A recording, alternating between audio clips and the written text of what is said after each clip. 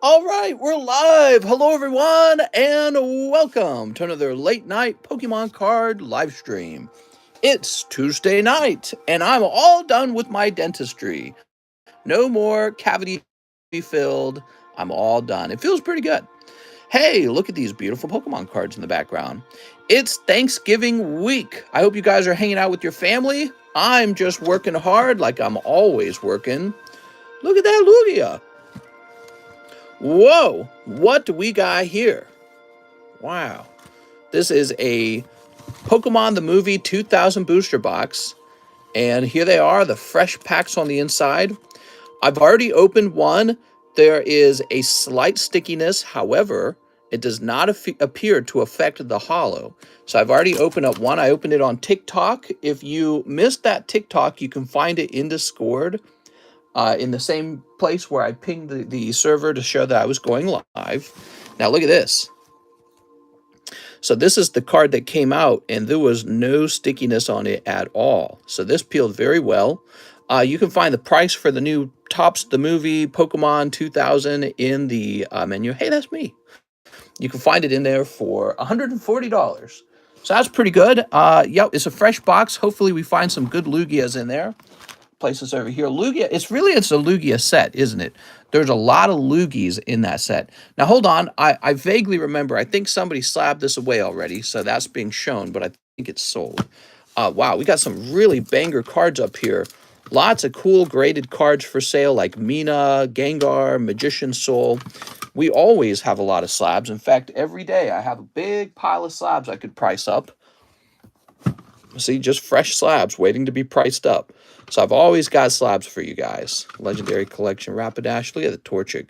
Torchic's pretty cute. Let's just get him up here.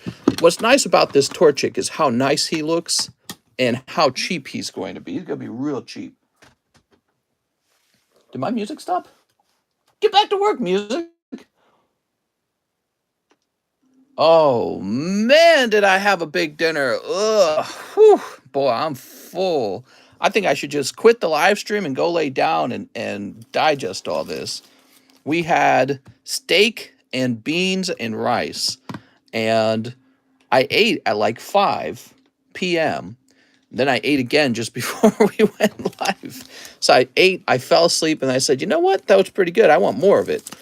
What'd you eat? I had steak and beans and rice and mushrooms. It was so good. Okay, lay on the bed. Yeah, I'll lay on the bed and be like, blah, blah, blah, blah, blah, blah, blah. Boy, I ate tons of food. I was putting lots of meat in my mouth. All right. So, Torchic. Holland Torchic. Let's see if there's one. No, there's a PSA 9 for 70, for 80. So if the PSA 9 is for 80, this one will be for 60. I don't know. 59. Drill it. That's right. Onions over mushrooms. Yeah, I made a really delicious mushrooms from the steak drippings. In this case, the rice was a seasoned red beans and rice.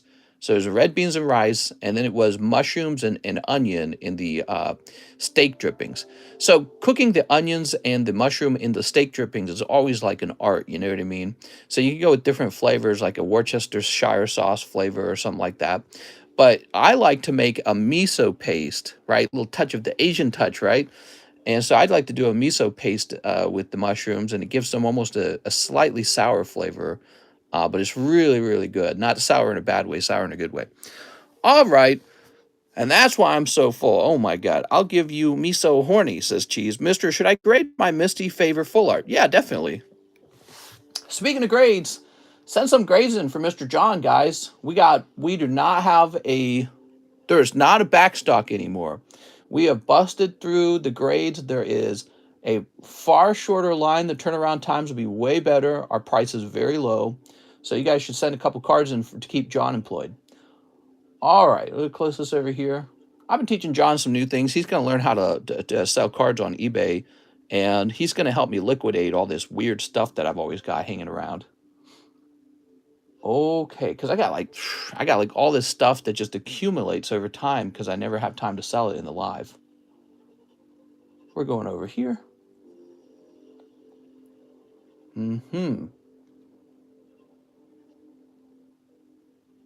Notification of a cleared e-check. Here we go. Ah, Mr. Adam Thone. So Adam Thone, he wanted the Gyarados. Here it is. In fact, it was snatched. Fantastic card. TB sent for that Cardos Gengar. Sounds good.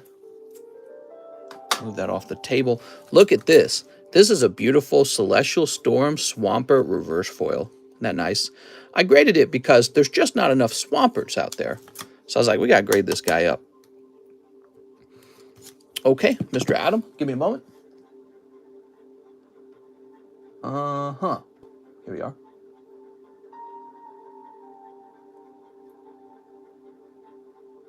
Adam Thone.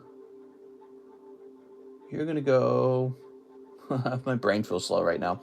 We're going to go right here. November 22, Adam Thone. And we're going to say Gyarados. 250, right?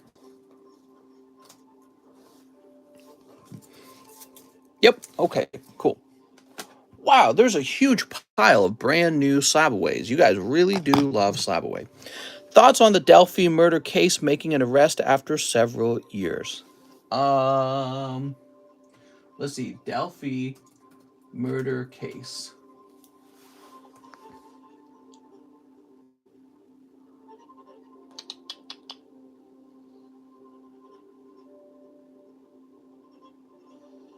I have no clue what these are about. I never followed this one. The Delphi double murder. Oof. All right. So, click on this over here. How you guys feeling tonight? Very well known in true crime peeps. Taylor Swift is going to be the next voice actress for Ash. No, she's not. That would be crazy. That would be nuts.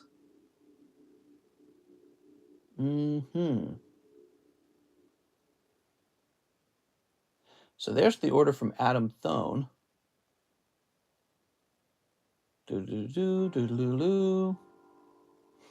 It's weird. Let me try. Oh, here we go. I was going to say, where's the... there we go. I was going to say, where are all my orders? I can see I have them in PayPal.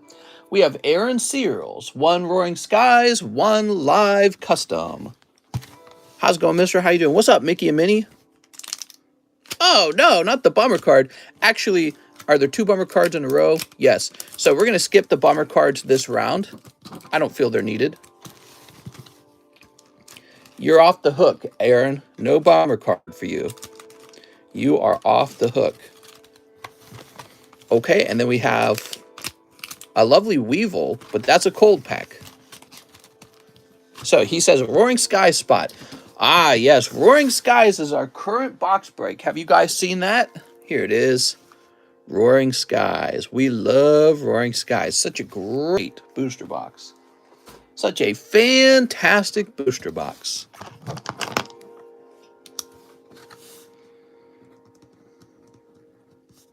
There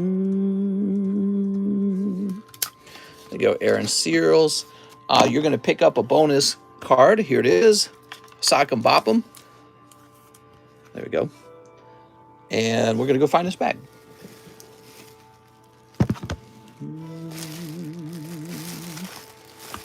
I found 83 pennies on the ground. Mr. Another mass shooting. Really? I heard about the nightclub shooting. That's sad. It was a hate crime, wasn't it? There we go. Okay. Aaron Searles. Grade whatever card you want. Bulk and 2 Tempest. Inky. Where the F you been, Mr. Hinky? Okay, so wait, let's open up your 2 silvers first. Because you know there's always a chance you pull Lugia. Topps Johto. It's okay. I'm really focusing down on the Topps 2000 movie packs. I think they're very cool. Isn't all crime a hate crime, really? Here we go, Fanpy. Sure, I mean, if you mess around with the definition of hate. But when we say hate crime, we mean somebody who's attacking another person because they don't like that they're gay or black or something like that, right? So that's what they mean, obviously. Pichu.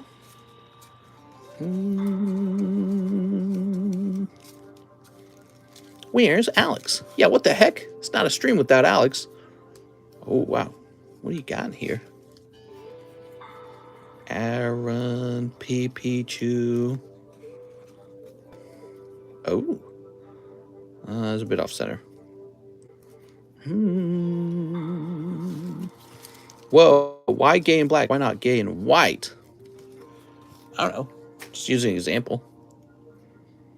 All right. Chandelure.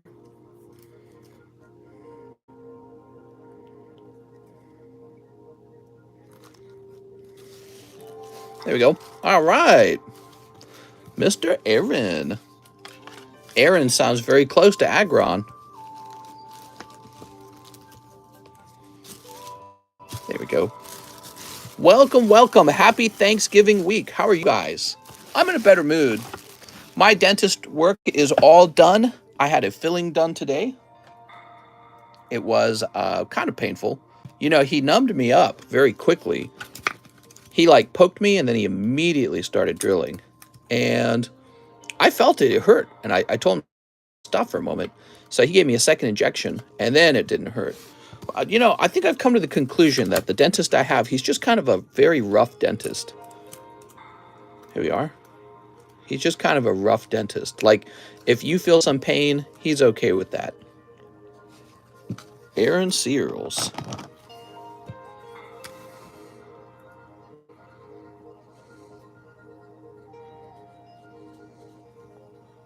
It's going to be 11.22. I had oral surgery. BDSM dentist? Yeah, maybe. Guess that might be the kind of job you get if you're a sadist.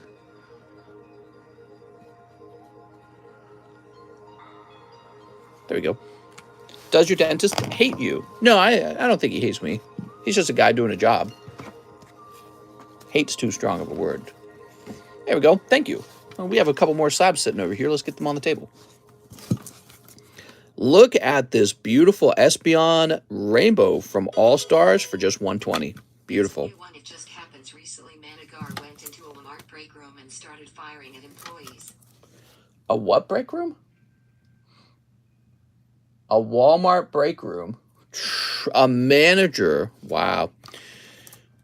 Oh, man. Did I tell you guys, when I worked for Coca-Cola, I worked on the holidays because, you know, Walmart would be open on the holidays. So I was scheduled. And so I worked on the holidays with them. I never forgot this very depressing work day. I went in and it was a girl. She looked like she was closer to her 30s. And she was just, everyone at the Walmart was like in a bum mood. And she was just in the back room like crying. And I was just thinking, man, it is so gloomy when you are a worker at Walmart in the holidays. And I mean specifically on the actual holiday. Because it's like, well, you got nothing better to do than go work for minimum wage. It's really depressing. Real depressing. It's stuck in my mind like the whole scene did. It's like a core memory for me. Very rough. Here's Yellen to Jampins, Cardos card with the Snorlax. Okay. Yeah, this is a really cool card because it features both Gengar and Snorlax. How peculiar. Okay, Mr. Yellen. I'm stronger. I'm smarter. I'm better. I am better. You don't drill the director or you get fired on set. What? We have a Nathan Fellows order. He also wants the Cardos Gengar. Whoa, you missed it. Oh, Nathan Fellows, I am delivered. Lots of good slabs up here, Nathan. I'm just going to write you down as 100. It's simpler, okay? So you just made $1. Yeah, Nathan, you just made $1. There was a shooting at a Virginia Walmart. That is exactly what Alex just told me. Man, that's some real sad stuff.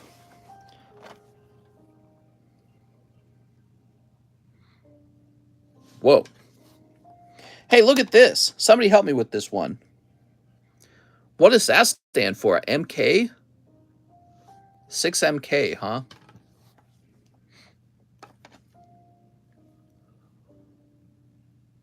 Ooh, those are pretty, man.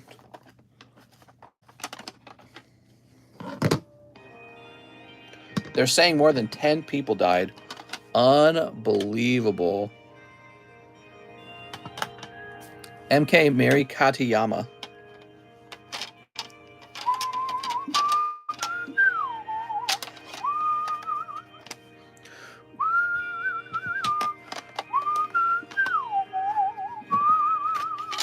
What does Cardos mean? Cardos is a Bandai Namco brand, I believe, correct?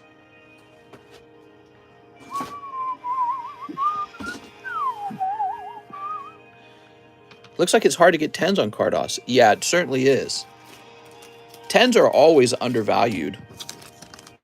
I've opened a lot of cards for you guys and myself, and I've sent a lot of cards off to grade, and I know just how hard it is to get 10s on these cards.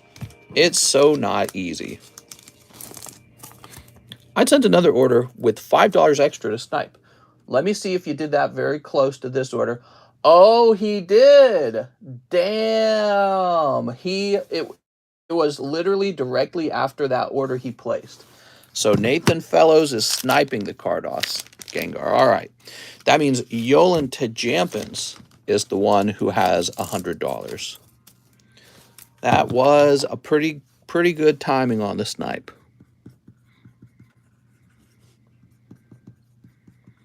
Nathan, do you have anything else for me to ship? Or is it just this guy here? Yolan Tajampins, you in fact did not get that card. It got sniped away from you.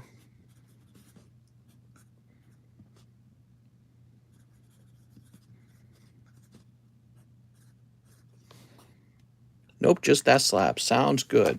Here it is. So Yolan's got 100. Well, not 100. He's got 90. So I'm giving him a free 10 bucks. There you go, 90. Can I sue illegal aliens? All right, give me a minute. So I'm logging in. Huh, did it log me out? Weird. Log me out of my printing software. There we go.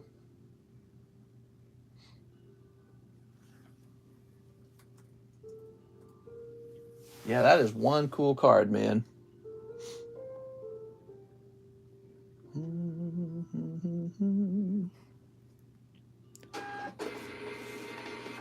Whoop. Cool. So tonight, the special thing going on tonight is the new Topps booster box. I'm waiting for my card to get graded so I can ship my bag. No problem. Only this.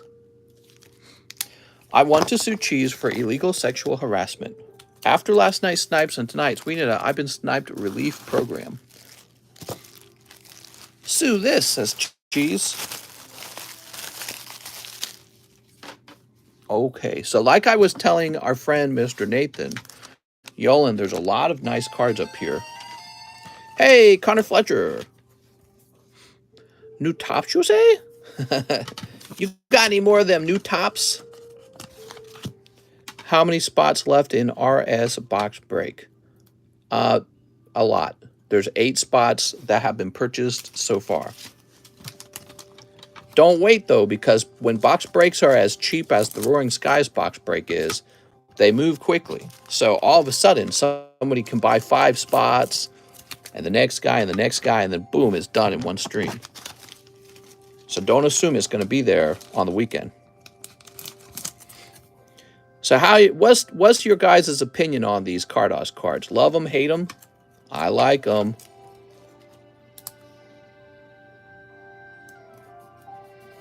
Can we buy all 3 legendary birds as a bundle and get a discount? Well, you would not get a discount because I can tell you that they can sell together, or they can sell separately very easily. Maybe more easily because, you know, when something separate is cheaper per unit, you don't have to invest as much. But I can get you a bundle price and you can put them into slab away. So bundling them is good for slab away. Because slab away is 1 slab at a time, right? If you get all three in a bundle, then you can put them all together and slab away. Let me get a price on them for you. I can't imagine they're really expensive.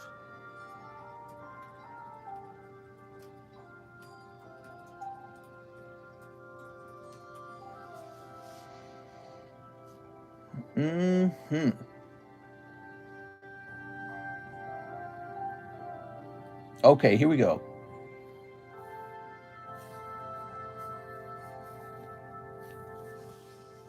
So I'd like to do $60 on the Zapdos. Now hold on, guys. I'll offer it as a bundle first, so don't try to go and snipe it.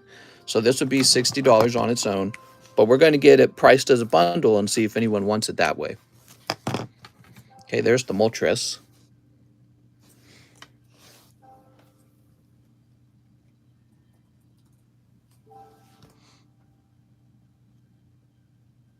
Oh man, PSA 6 Moltres for $100 basically. So with this being PSA 4, I'm going to go with $45. Don't try to buy this yet. It's getting bundled. So that's 60, that's 45. Let's get this last one.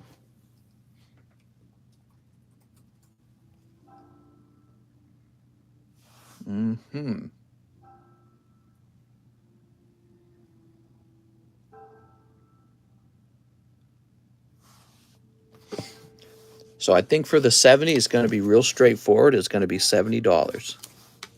See what I've done here? So the 7 is 70, the 4 is 45, and the 6 is 60. So the total price for the three of them, 60 plus 70 plus 45. So all three of them together would be $175 if you'd like to buy them as a bundle. So for a little while, they'll be priced as a bundle. And if these do not get snatched right away, they will no longer be available as a bundle. So all three of them. Pokey says, damn ads. God damn it. I hate it.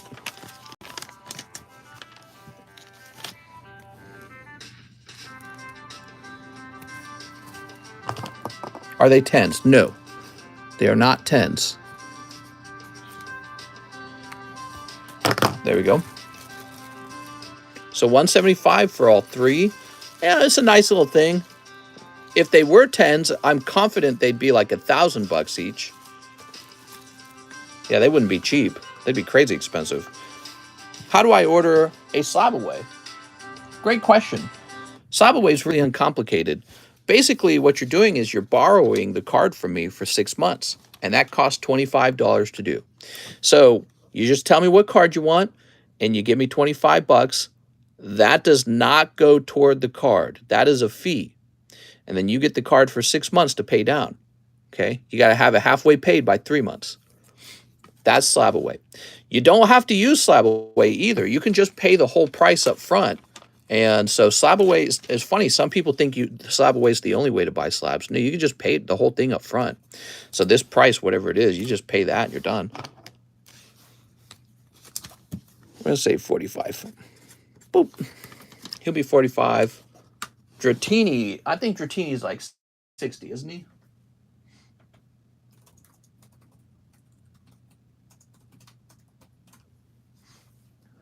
Okay, Dratini is even better than that. He is 50. Cool. 45.50. Very cute card. Let's get this music playing again.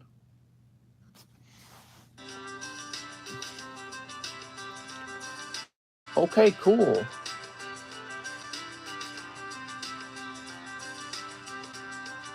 Carlos Jimenez, 2 Roaring Skies. You got it, Carlos? I ain't never seen 2 pretty best friends. It's always one of them got to be ugly. That'd be a good sound effect. Haven't heard that one in a while. There we are. Connor James Fletcher, 3 Silver Tempest. 1 bulk grade of any card. You got it, Connor. Do you have Charmeleon slabs? Actually, Jonathan, I do. So if you'd like a high quality Charmeleon slab, I have one on the table right now, just waiting.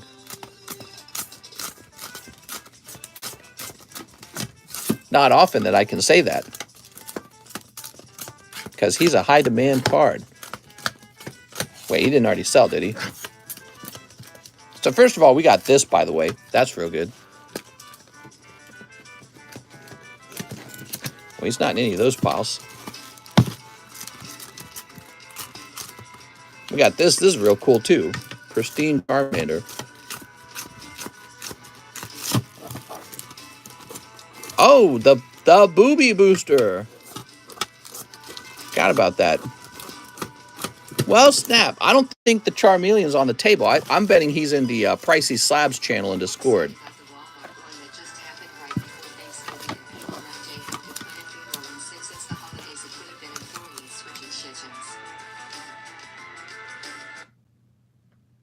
Okay, Alex says, what's sad about the Walmart mass shooting that just happened is it happened before Thanksgiving and people now have to plan funerals. Since it's the holidays, it could have been employees switching schedules. Well, you know, whether they were switching schedules or not, it's horrifying. Yeah, it's horrifying. So, to the Mr., I like that CGC Charmander. Yeah, they're both cool. Look at this. So this is pristine. And you know how hard it is to get pristine on a Topps card? It's really difficult. And then we have this beautiful 10 Charmander Ace of Clubs. Very cool card, especially if you play cards. Very cool. As I was saying, so yeah, it's wild what happened at Walmart. So many people died. Mass shootings in the United States, man. That's why I am currently enjoying living in the middle of nowhere, because I do not worry about mass shootings as much. I live in the countryside, and the odds of a mass shooting goes down just because there's not as many people out here. Guess who's working on the holidays? Me. I'll be working on the holidays. My wife will be working on the holidays. She is on call, which is kind of like being an emergency room doctor. The moment any technological problem happens, she has to get on her computer, whether it's at 3 a.m. in the morning or in the middle of Thanksgiving dinner. So she's officially working for Thanksgiving. It's too bad. She's actually really bummed about it, so she's not too happy. But we'll relax afterwards. It's not a big deal. She does not get holiday pay, though, Alex. Yeah, she does not get holiday pay. She's salaried. She gets paid the same no matter what they schedule her to do. She works real hard already, and she just wanted to enjoy Thanksgiving. But, you know, somebody's got to be on call, so guess it was her turn. She is salaried, which means your pay doesn't change. There's no special pay. You just get the same amount all the time. Okay, some bulk grade, you say. Oh, I like this one. This is nice. I like Zeraor. Let's send Zeraor out. It's getting crazy, and the shooters usually get made famous. I think that's another reason they do it. Yeah. I don't know what to say, man. I do not know what to say. I think gun control is going to continue to be a hot topic as a result of all the mass shootings. It could become a losing position for the Republicans if it's not already. Here's Connor J. Fletcher. People are going to be more afraid of a mass shooting than a tyrannical government at some point. Okay.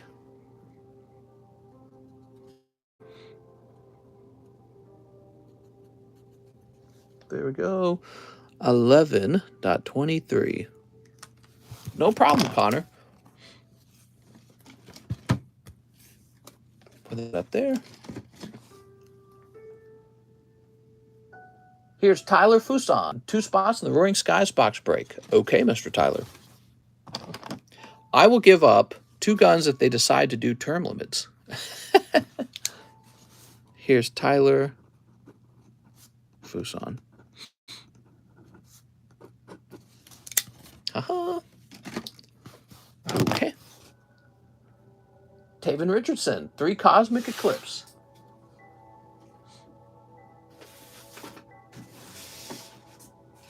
Here we are. I'm a coom shooter, says Cheese. Wow, Cheese. Cheese, you got life all figured out. Bro, no holiday pay. That's illegal, says Alex. Here we go. Sneep. I'll be home for the holidays. Here we are. Appreciate you guys being here. How are you feeling today? Cynthia. What happened to the guy that sniped all the live customs a while back? Moved on, maybe? You can only spend so much money on live customs because live customs are very similar to just buying slabs from me. It's very similar. But some guys were real good at sniping the slabs. The thing is, even if you're sniping them, you're still spending money, and you don't have infinite money. All right, Taven, 3 packs. You got 1 Sioux Valley. Boop. Mr. Taven with the TA. What's up again, Two Penguins? My company went through 3 rounds of layoffs. Whew. Scary stuff, man. Hate to hear about the layoffs. The layoffs are an overall sign of the strength of our economy. So the reason a company is laying people off is because it's contracting rather than expanding. It doesn't need that workforce. Cole Kokoschke, 1 Roaring Sky Snipe. Okay, Cole Kokoschke. I sent for the Dark Charmeleon. You sent for Dark Charmeleon. Did I have a Dark Charmeleon? Oh, yeah. Yeah. Oh, I do. He's in the rare slabs. Okay, very good. Just because he wasn't on the table, I was like, do I have one? Cool.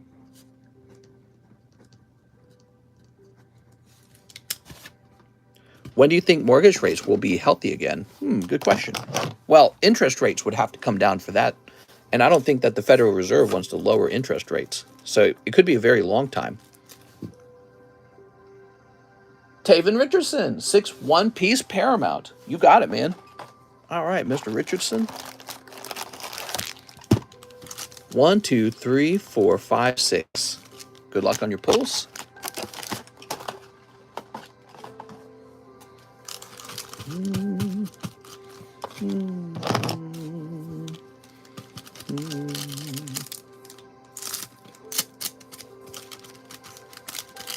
My company's having layoffs too. It's very difficult to have a cost of living that's so high and then to lose your job too. This is the cost of the lockdowns during COVID. I'm convinced this economic damage we're going through, it is not just the war in Russia. It's really the fact that everyone stopped working and then everyone just got free money. You just can't have that. So we knew eventually the free money would dry up. So once it dried up, the cost of homes had already exploded, right? Because that money all trickles up to the top after you spend it. And those guys buy real estate. They buy real estate and things that are real. They don't buy, they don't buy their own stuff. So they buy up the real estate. The real estate goes to $1 million. And then your stimulus checks stop coming. And all of a sudden you got all this cash, but not any product to displace the cash because nobody was working, nobody was producing. Wow, look at that. That's cool, man. The Republicans said over and over again that the solution cannot be, the cure cannot be worse than the disease. Remember that? So the Republicans were saying if we lock down the whole country, it is going to do so much economic damage. People will lose their livelihoods. That's people getting laid off, getting fired. That's literally people losing their livelihood. When you lose your job, you've lost your livelihood. If your job causes you to default on your mortgage and you get your house taken back, that's you losing your livelihood. So the Republicans were warning about this. I agreed with them. So I thought that it was very silly to shut the economy down so heavily. We should have made it so that everyone can stay open, but with really strict rules on how people can go back to work, like masks and everything. Anyways, so here we are now. I feel that all that money printing is catching up to us at last. Here we are. It was going to happen. All right, David Richardson. all that printed money made us feel like we were wealthy for a moment, but it wasn't. It was fake wealth, wasn't it? It was inflationary wealth. Wow, those are really cool. Okay, Mr. Taven's got a bag right up here. Mr. Taven. Thank you so much, Taven.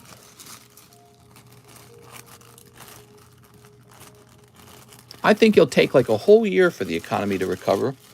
It's a good time to be buying, though. I'm always buying. Actually, maybe the worst time to be buying Pokemon cards was in the year 2021 because of all the loose money, the cheap money. Yeah. And now that the bubble's kind of popping and people are getting laid off, then now might be a really good time to actually buy cards because people are unsure about them and they've already spent all their money. Everyone's got no money left over. So now is a good time to acquire them because the competition will be lower and there's more fear in the market. Taven Richardson, 2 Pokebras. You got it, Taven? Let's see what we got. 2 people are selling their lifelong Pokemon collections. I heard about that. Why didn't they sell it like that last year? So my thoughts are they're scared. They're like, I'm getting out of here before the bubble pops. Not me. I'm hodling. I'm hodling. I'm hodling. Pack number 2. Ooh, that's nice. Oh. Oh. Wow, that's real nice. Okay, oh. So those are some very decent Pokebras. The word is called capitulation. Anyways, yeah, if I wasn't buying this home, my God, I'd be buying up so many cards right now. I genuinely would. But we are getting our new home. Very excited for that. And we're going to get this house rented out soon. And then we will be ready to go back into card collection mode. So, wow, that was also for Taven Richardson. Damn, he's going deep tonight. This episode brought to you by Taven Richardson. Thanks, Taven. Appreciate it, man. Tuesday nights are usually slower. That's why I don't even host a daytime stream. Yeah, Tuesdays are typically the slowest day of the week. Joey Albrecht, 1 paradigm trigger. I'm triggered. Okay, give me a moment. You gonna have your very own man cave for yourself? No, but I'm gonna have a working room for my business. I don't believe in man caves. 1 McDonald's 25th, 1 McDonald's 2022. So I will need to go get more of the McDonald's 25th. And since I never identified where the 2022 packs were, we're probably going to need to cancel that purchase. I'll look around for them for a minute again because they should just be here. But let me go get more of the 25th ones. I know where they are. They're in my kitchen. They're really big. They're clunky,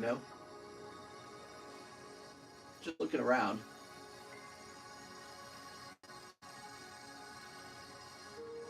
Looking around, not seeing them. All right, give me a minute.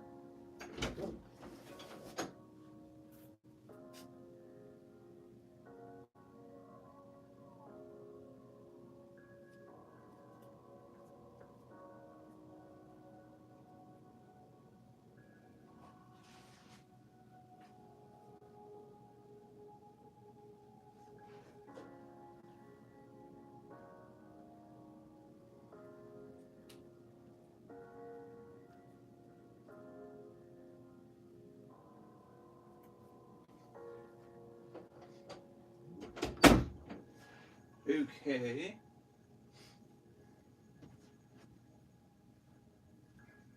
Yeah, for whatever reason, I can't locate the McDonald replenishment packs.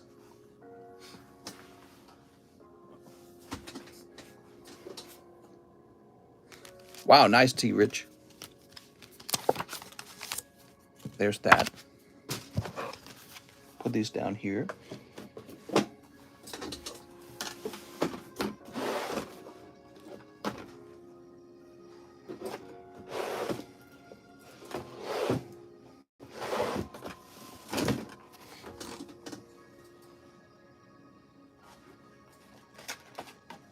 Yeah, I'm not seeing them.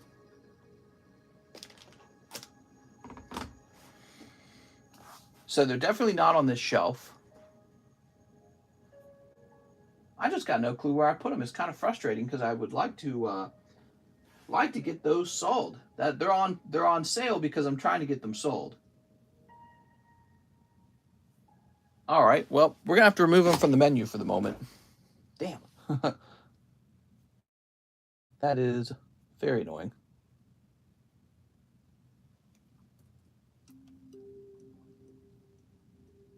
So the McDonald's 2022 pack is removed from the menu. And Joey, you've got $3. What did Joey say? Can I just order some McNuggets? Yes.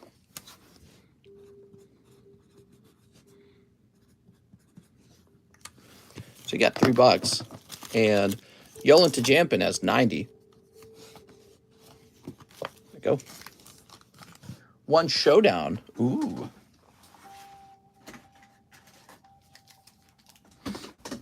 Okay, one showdown. Very nice. How's it going, guys? How's your week going? Your holiday week?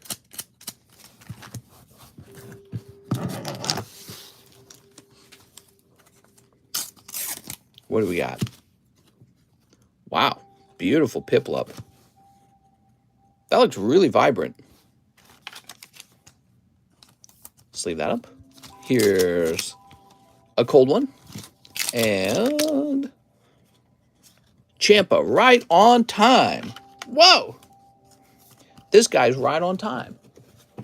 Holy smokes. So Joey Albrecht, let's find your bag.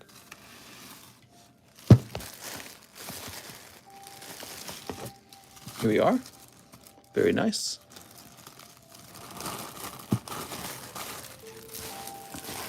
Perfect.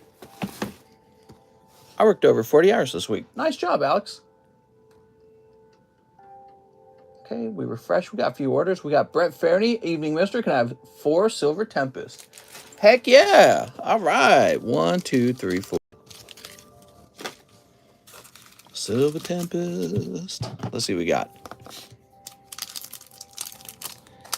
Sneep. Sneep. Toss this over here. Are you having any Black Friday sales? Oh, yeah. 50% off all foot massages. Here's Brandon. Here, Jinx. Jinx and Magirna. There we go. And Radiant Alakazam. Whoa. Boop. All right. For Mr. Brett. Okay, Brett Fairney. Shipping for my lovely bag. Silver Tempest. Let's see. Mr. Brett. Where am I going to run into a Brett Fairney bag?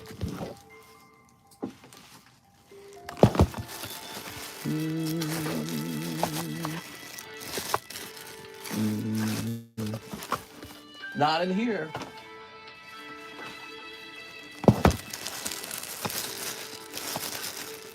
Brett Collins. Well, I must be looking in every box except for the one that you're in.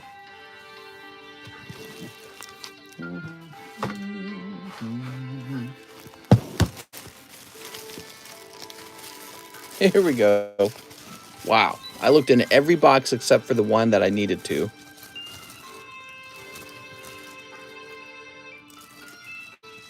There we go. Sweet. How's it going tonight, guys? Happy Tuesday night. We are just days away from Thanksgiving. Are you guys excited?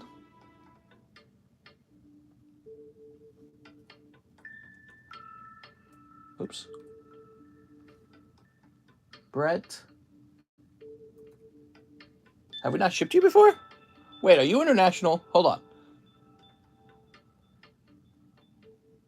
Oh, he's got to be international. Okay, give me a moment.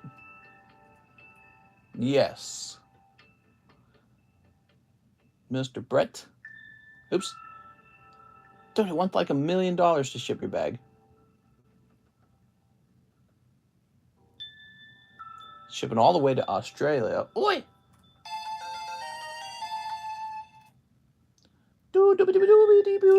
I love hearing that sound. Yes says, what's Cheese's OnlyFans account? We're going to call this a kid's toy.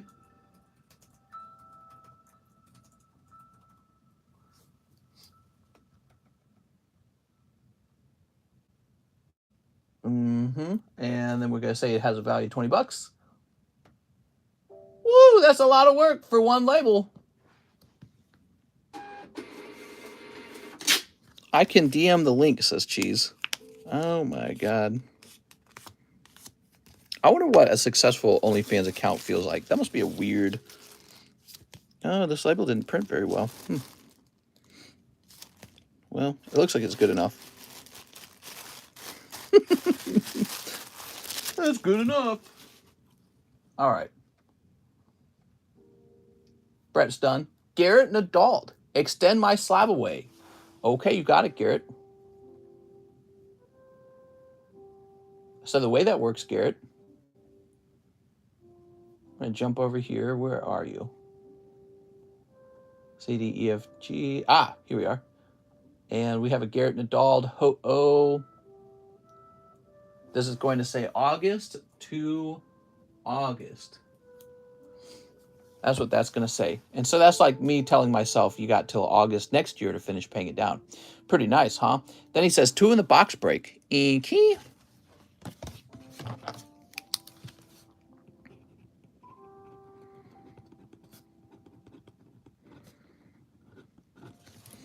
Oh, 2 of them. Hey, let's get this Roaring Skies box break done tonight, guys. Look at that. We're about halfway there already. That's a good sign. That's a healthy sign because we just started. Hey, let's get a little slab rotate. You guys want to see what's on the table? I bet Yolan does. So we got the Booby Booster. How does the Booby Booster work? There's 4 spots at $20 a spot. It's a pristine naughty card. After the 4 booster packs are filled, we open them up, and one of you guys pulls the whole slab to yourself. So that's what that is. We have a Moltres Zapdos Articuno trio here. I don't know if anyone already snatched this, but they're graded 6, 4, and 7. So they're all over the place. That's their individual prices. They're being offered right now as a trio. So you could slab this trio away for $175. Okay, now, but let's see what else is on the table, huh? Armaldo's actually pretty decent. He should go in the best slabs channel. This is pretty cool. This Aerodactyl. Can you even see it? I got to keep it on screen somehow. This is pretty neat. Volcarona. This is Arcanine and Growlithe Pristine. You get them both. Booby Girl. Here's Paris. Here's Rayquaza 10. Very cool. Rocket Returns Horsey 9. And the 10 Armored Mewtwo. Wow. Still there, huh? So armored, or not armored, Sexy Booby Girls dropping down to $25 now. She gotta go down to 0, you guys. Here goes. Somebody gotta snatch her before then, probably, though. Okay. This is that really nice poker card. This needs to go into the expensive card channel if it's not already in there.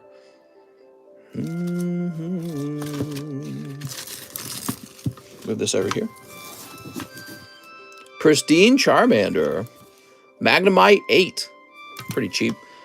This will probably sell quickly, the Mina card. So this is Mina 10. That's one of those Japanese waifus. Dark Arbok for 18. Legendary Collection Sandslash for 25. This is nice. Pikachu's Ekrom, 120. This is a Pristine Ho-Oh. Tapu Bulu from Burning Shadows.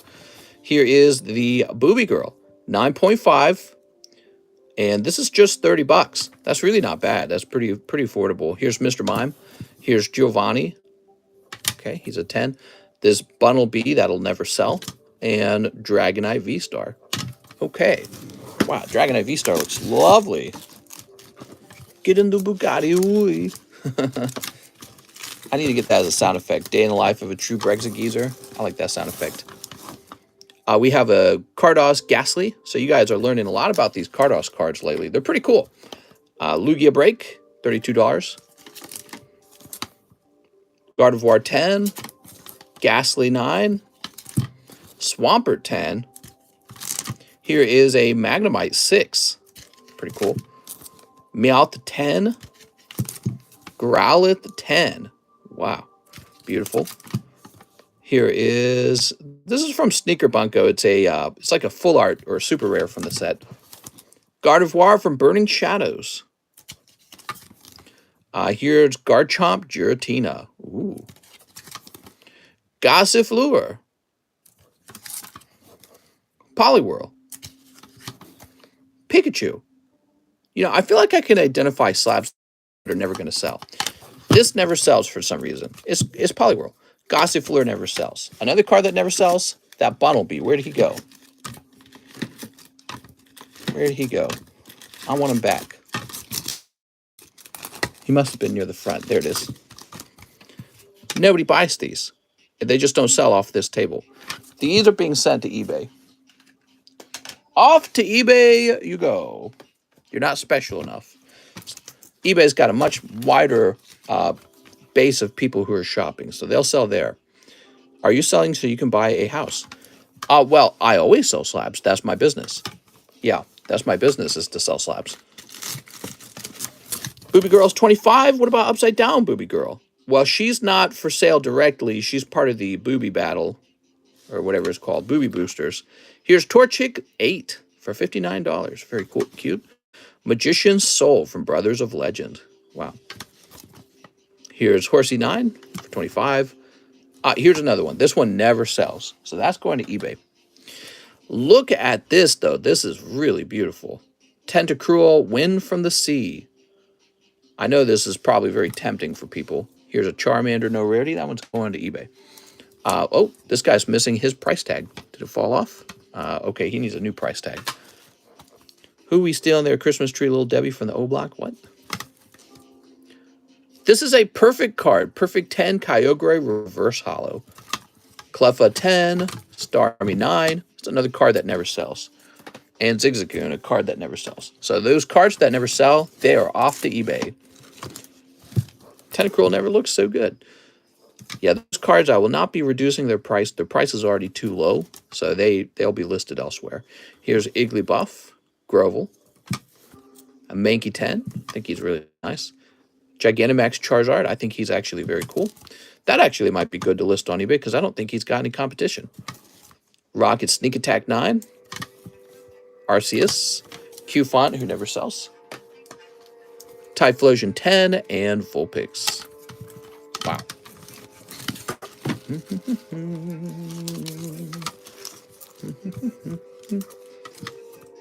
I keep the booby card on the left. Helps me keep track of it. All right. Places to the side. I don't know if anyone slabbed those away. Yolan, you got $90, Yolan.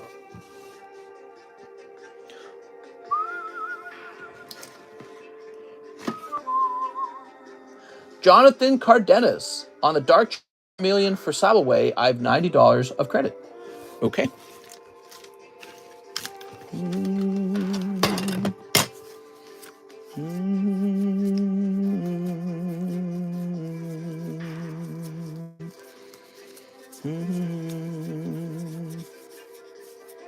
Oh, he ain't kidding.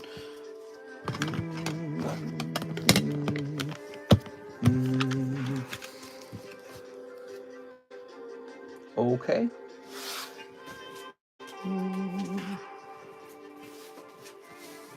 So I want to show you guys something. See this box called Pricey Slabs? It is filled to the brim with Pricey Slabs. They're all listed in our Discord server, so go check them out over there. They don't go on the table. We take a picture of them. You can find some really good stuff in there. You should check back from time to time because my stock rotates.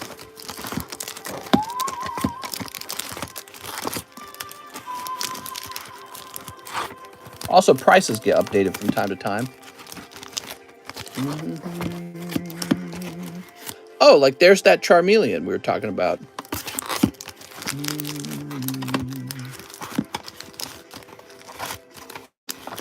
All right, I'm going through the whole thing. I'm not seeing that Charmeleon. I'm a little worried somebody already snatched that Charmeleon and I never took it down. I'm notoriously bad at that. Sometimes I leave the slab up. I didn't see it. All right, I have a feeling, Jonathan, that it's going to be right over here and somebody already grabbed it.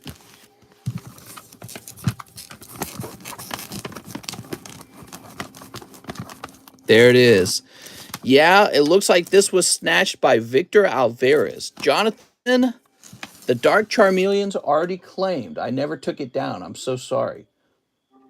I wish I was smarter at this. I would have done that for you already. I'm sorry. We do have that Topps Charmeleon, though, and he's actually $100 cheaper, too, which I think that is a sign that he's underpriced. You know why? Because Dark Charmeleon, there's a big population of the Dark Charmeleons. All right, I removed that from the Pricey Slabs channel, like I should have done the first time, so this didn't happen. Let me show you that beautiful Charmeleon again, though. Here it is. So, Jonathan Cardenas, you might be interested in this card here. But look at it. It's a whole $100 cheaper than the Dark Charmeleon. It looks fantastic. We know it's hard to grade, and it's way lower pop than Dark Charmeleon. So let me know if I can put you down for this. If not, that's fine too. We can put your store credit back away, and you can wait for a different Charmeleon. But I know I don't have a lot of Dark Charmeleons coming down the road. I don't know if he's still watching. I hope he is. I have a Discord message. Oh, okay. Give me a minute.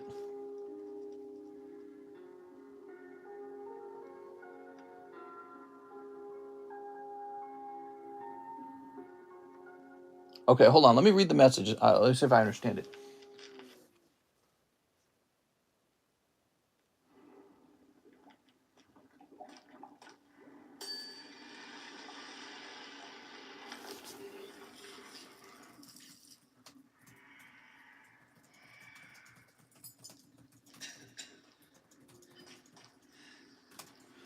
All right, so it's a issue of price. Give me a moment.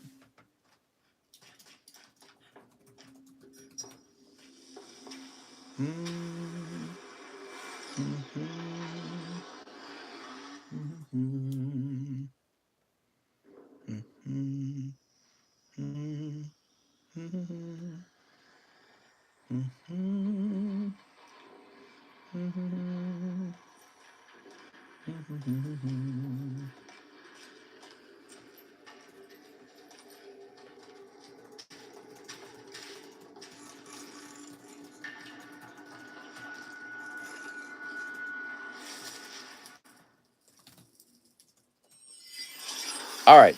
Whew. He says, I'll take it. Oh, sounds good. Okay, perfect. So we're going to write you down here.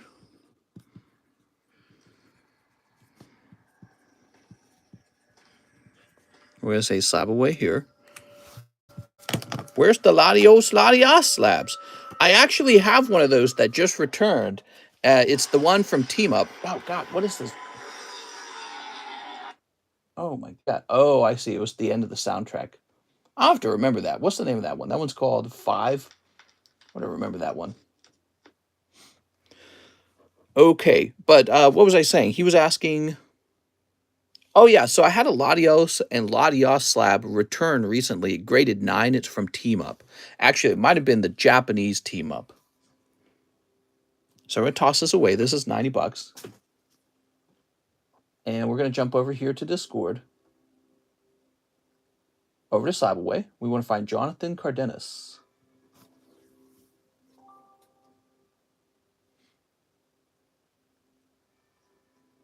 Okay, we're going to be putting you right here.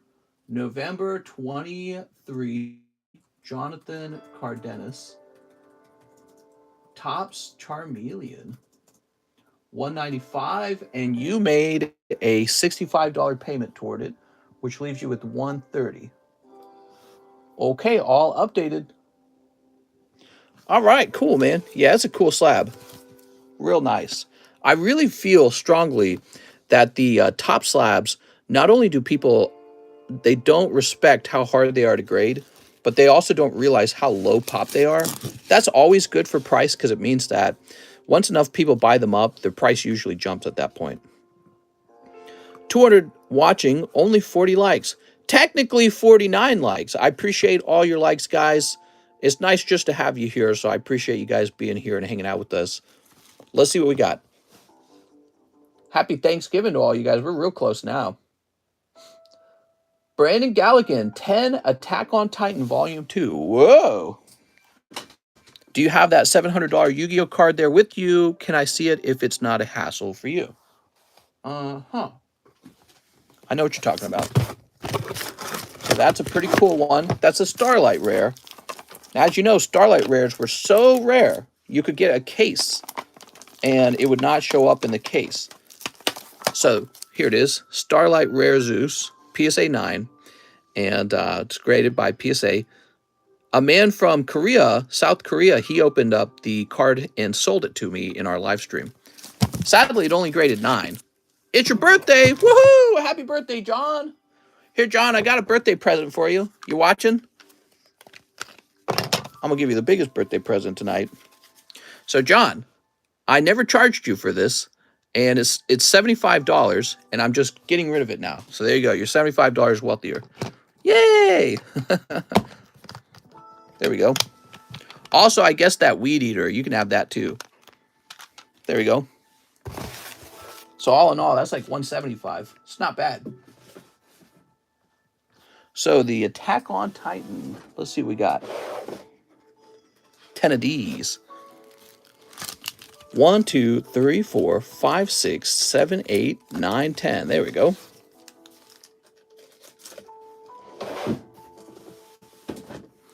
Wait, John, how old are you now, John?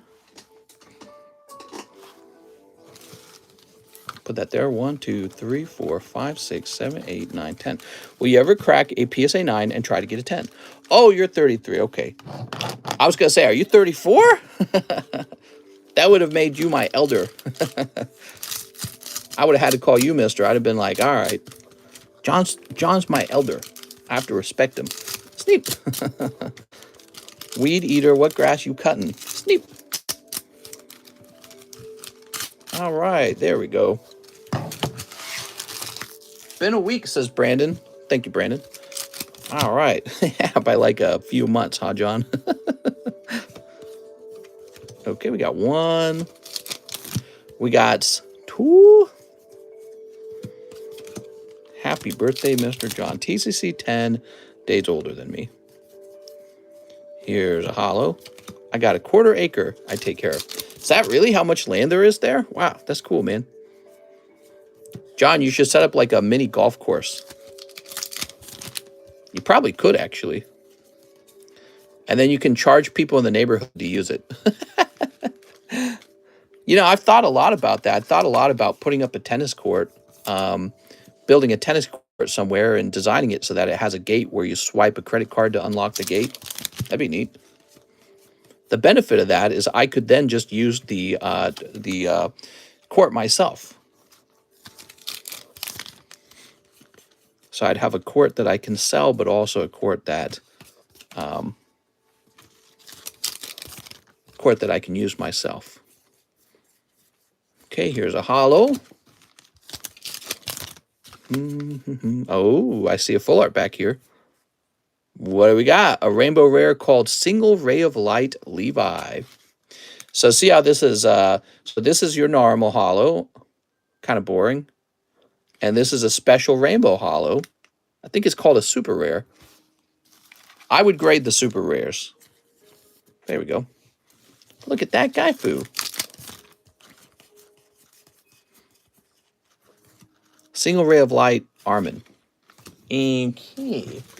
That's for Brandon. Thank you, Brandon. Wow. Mr. Brandon. Let's do a pressure washing business, Joey Albrecht. I bet you there's a lot of business opportunity out here because there's so many people buying the houses who are coming from wealth, like California and places like that. And they're buying these houses for luxury. And there's just not a lot of young people out here in Lake of the Ozarks. So there's got to be a demand for labor. Okay, Brandon. Your weekend side hustle. Very important. Weekend side hustles, guys.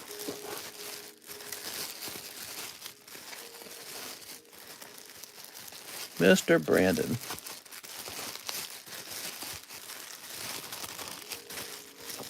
Mister, do you still have Typhlosion Breakthrough PSA 10? I sure do, and I lowered his price considerably because I didn't agree with the buy it now price that I saw on the card.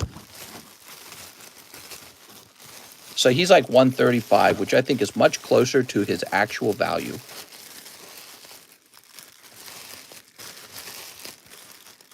Brandon Gideon, Brandon something. Brian, where the heck is your bag?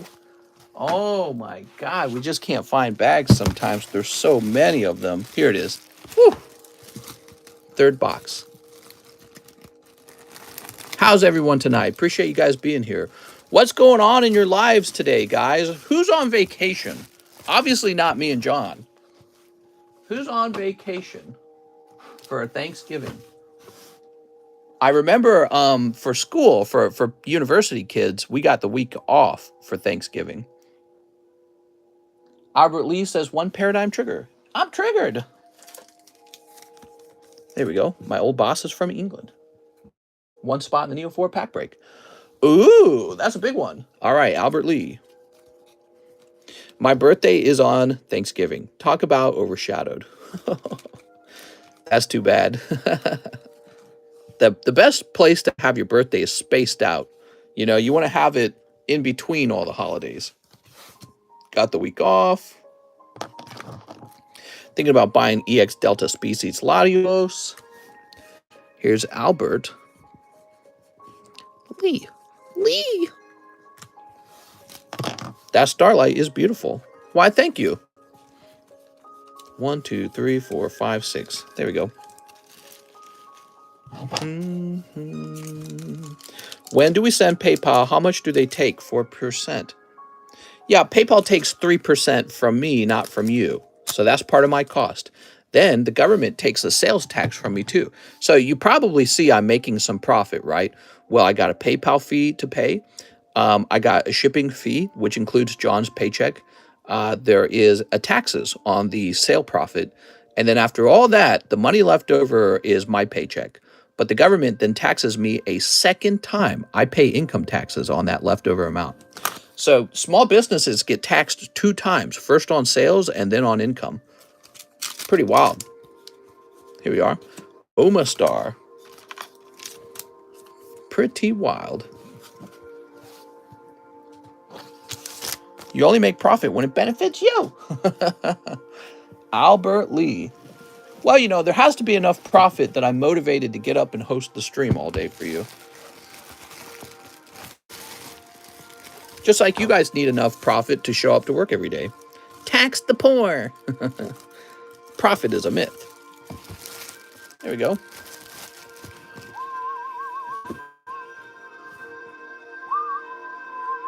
Cole Kokoshke, 2 live customs. You got it, Mr. Cole. If you start taking ZELLE, will it save me 3%? ZELLE will hit your account instantly, and they don't take fees. You know, if you look in the description, I have ZELLE in the description. I think I've been thinking about ways to expand my business, and accepting a new form of payment is a good idea. So ZELLE is on the list. We'll accept ZELLE eventually. Here's Geodude. I need to pay off my Dark Magician girl soon to snipe that Starlight. Oh, look at that. Pretty good, Mr. Cole Kokoshke.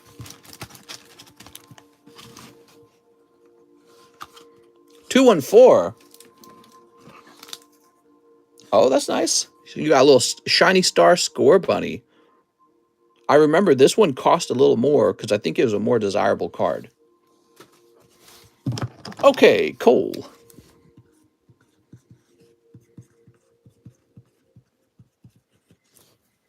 I don't know if there is fees or not, but you could also do Apple Pay for your Apple users. Apple Pay, huh? Never even thought of that one. How's the pack break looking? Looking pretty good. Yeah, coming along. You guys are real brave jumping in this pack break because you could lose that money real fast. 6 spots are filled, 4 spots remain. More than halfway done. Darren Thompson, 2 sneaker bunkos. Oh, I just did a restock on sneaker bunkos. I finally reached a deal with the guy. There we go. Yeah, we're getting some fresh sneaker bunkos, fresh cases. That means we will have a fresh chance for signatures. When it arrives, I'll be sure to open up a case and get it stocked right into the shelves. But actually, here, let me get some more boxes right now, in fact. Sneaker Bunko has been one of the best-selling wife sets on the whole channel. I can't imagine why. Not like it's full of titties or anything. I hate large-breasted women. That would be misogyny. Okay, fresh box.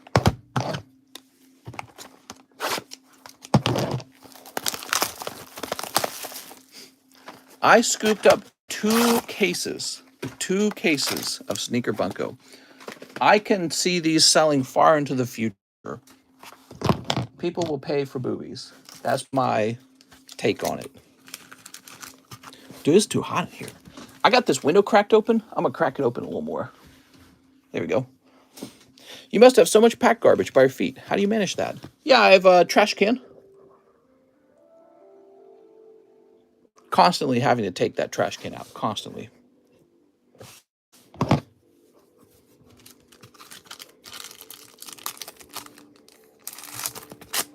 There we go.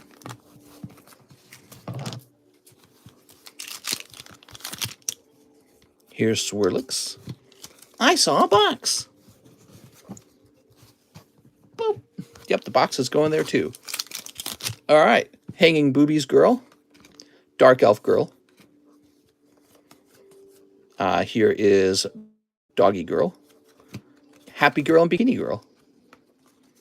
Wow, you just got so many naughty girls right there. Crazy. Crazy. That's crazy.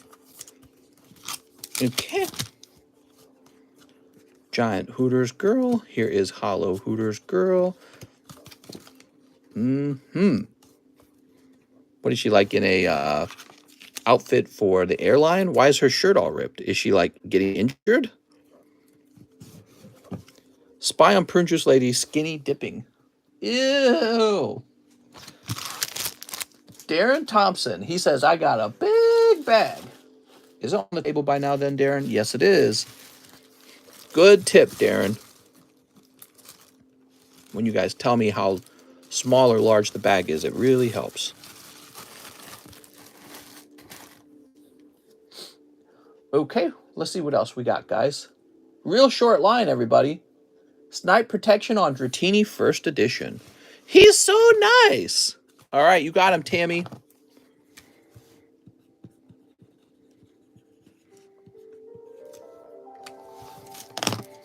That is a very cute card. Kevin O'Neill says 3 Roaring Skies. I just ate Mr. Beast burgers. Are they good?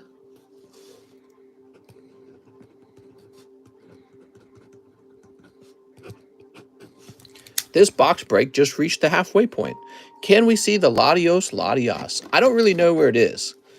I got a lot of slabs, and I'm not sure where those are. They're actually pretty good. It's kind of hard to mess up a hamburger, though, isn't it? Here's Pikachu's Zekrom. Ghastly. Pretty neat, huh? This very affordable Espeon Deoxys. Wow. It's just shocking because a box of tag teams like well over 200, I'm pretty sure. Here is a Crystal Guardians Igglybuff. Okay, we have Cheese, Roaring Skies, and 2 Tempest. Okay, Mr. Cheese.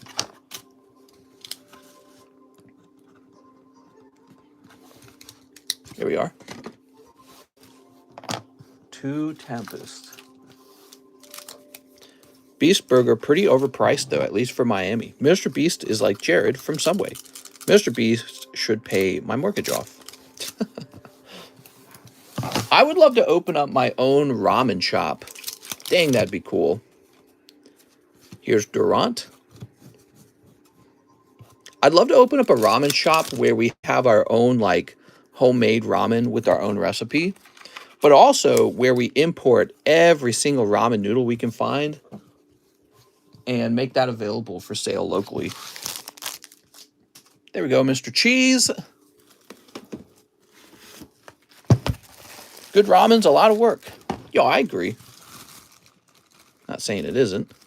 I mean, anything good is a lot of work. Mister, I bought that McDonald's Pika. Pika! If I win the lottery, I will buy you a ramen shop. Aw, we'll go in business together so you can retain the value of your money. Here it is. Michael Hoven. Booby card. Oh, booby boost. Oh, wait. No, he must mean this one. Okay, so this is the booby booster. Michael Hoven is in.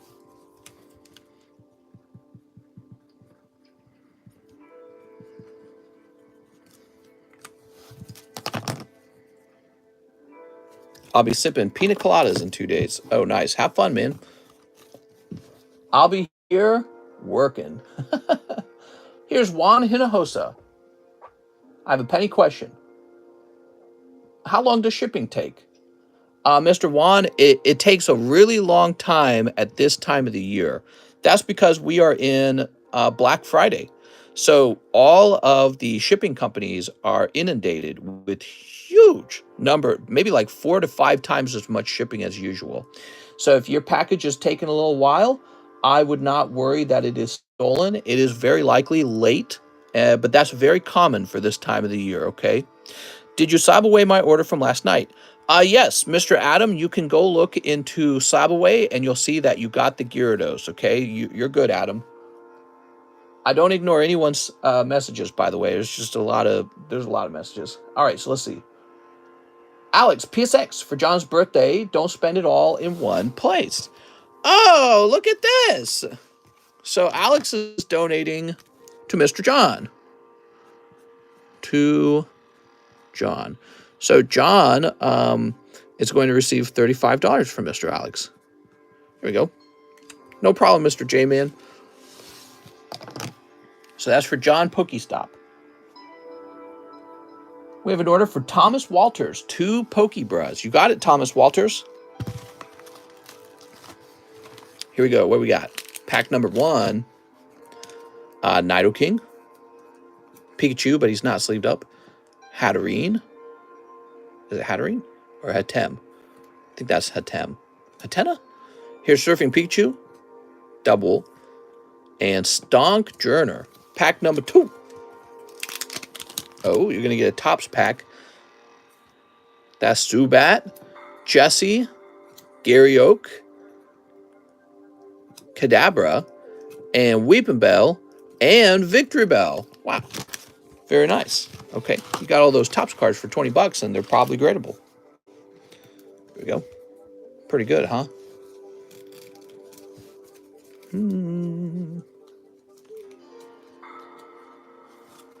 Let's go find your bag, Thomas. Thomas is a TH bag.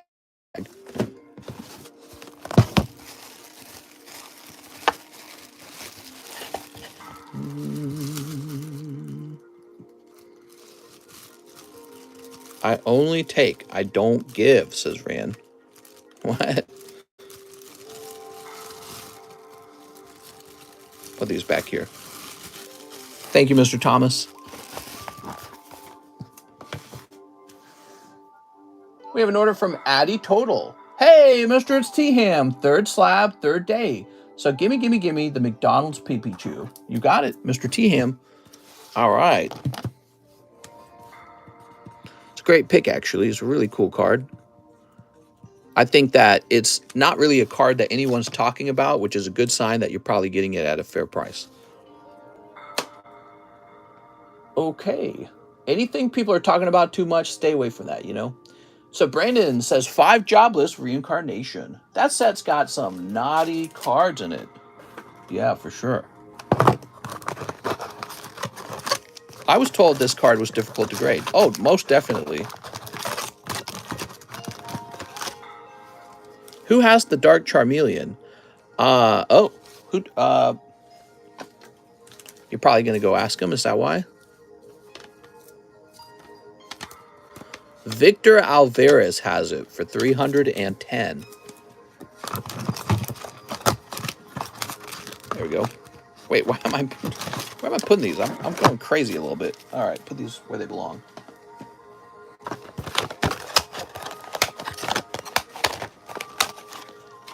Ow, what was that? I just got poked in the back. Ow.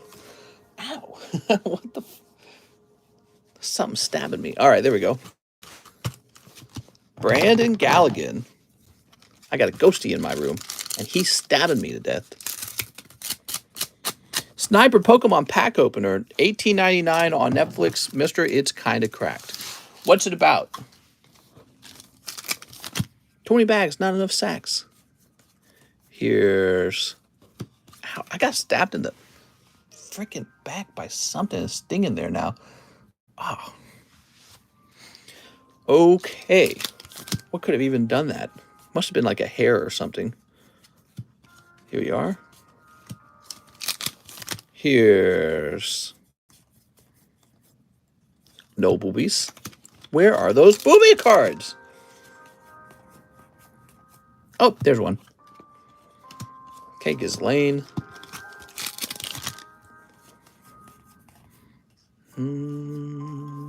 All right. So in this case, nothing real wild. You've got this Ghislaine kitty cat card. So that's pretty cool.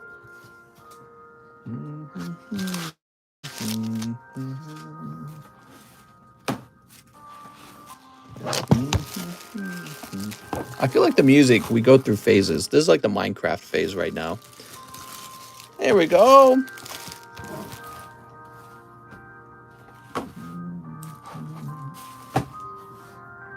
We have an order from Jonathan Cardenas, who wants 2 of these wondiferous Nintendo packs.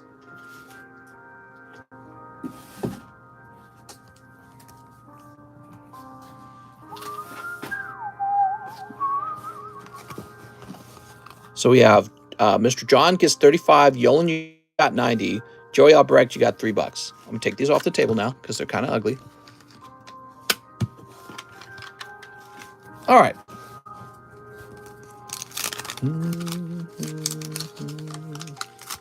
What does MK on the PSA gasoline mean? I think it means marked. Here's Zelda, meaning they found like ink or something on it. Like somebody wrote on it with the pen. Here's Punch Out. And pow. You call me ugly? I am told I'm very pretty. Was very nice of you, Alex. Talk, bruv. It was marked pen, pencil. Yes. Very good sign that a kid owned it once. It's kind of cute. Double Dragon. Super Mario. Oh, there we go. So when you open these packs, you're after a card like this one. Look at that. If that graded 10 with PSA, who knows what it would sell for? Maybe a couple hundred if you're lucky. This is pretty cool too, even. I've graded these cards. There's concepts to the grading that I don't understand what PSA has decided for them. Like, you actually find that, so some of these cards are called stickers. These are stickers. And you can see that there's lines between them here. And those lines show up as impressions on the back of the card sometimes. And I want to know, does PSA immediately mark them down for that? It's interesting because it's a side effect of the manufacturing of them. But I don't know if I consider it a flaw. It's almost like a feature, you know what I mean? But maybe it is a flaw. So I wish I understood PSA's own standard, because I'd like to follow their standard more closely. You know what I need to do?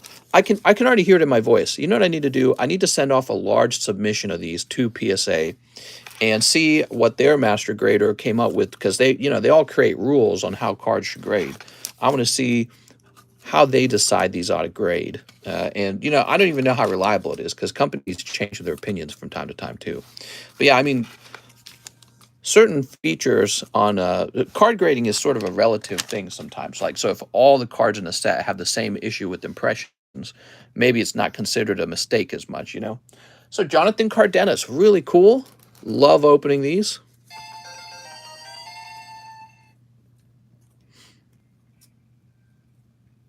It has like imprint on the back, like 3D cutout from factory, but still gets points knocked off. Yup. Okay, Jonathan Cardenas. I wonder if there's a former PSA employee out there you could get to spill the secrets. Yeah, I'd love to hire somebody who's worked for card grading company as a consultant. I would be happy to pay for them to fly out here and teach us some of their ideas. Time for a collab vlog of Mr. traveling to PSA headquarters. No, I'm sure PSA has no interest in giving away their trade secrets. They don't want to do that at all. So I didn't see anyone put this into slab away. So this is now available as individual slabs. There we go. Chu Yang, 2 Silver Tempest. You got it, Mr. Chu Yang. And 1 sneaker. You got it. I have a small bag. Okay. I've been here the whole time. Just switched bank cards. Nice.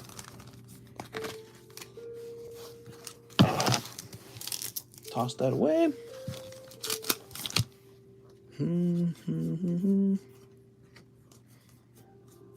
Okay, Hollow Girl.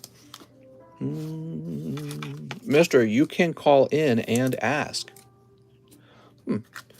That's a very, very interesting thought. I never even considered just calling them and asking. Can I get the combo? All right, the fries and burger combo. I didn't see that pack for $175. Yes, if you send in for that right now, Jennifer, I will still toss it to you, okay? So Jennifer is trying to get all 3 of these for $175. She's going to get it if she sends in for that. She didn't know it was there. Okay, Chu Yang, let's find your bag.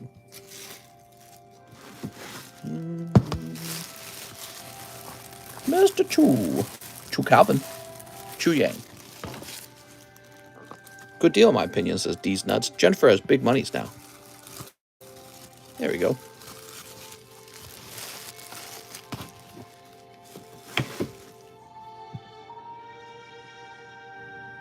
Michael Hoven, second booby slab behind the raffle one. There she goes. So she went, in the end, she went for $25.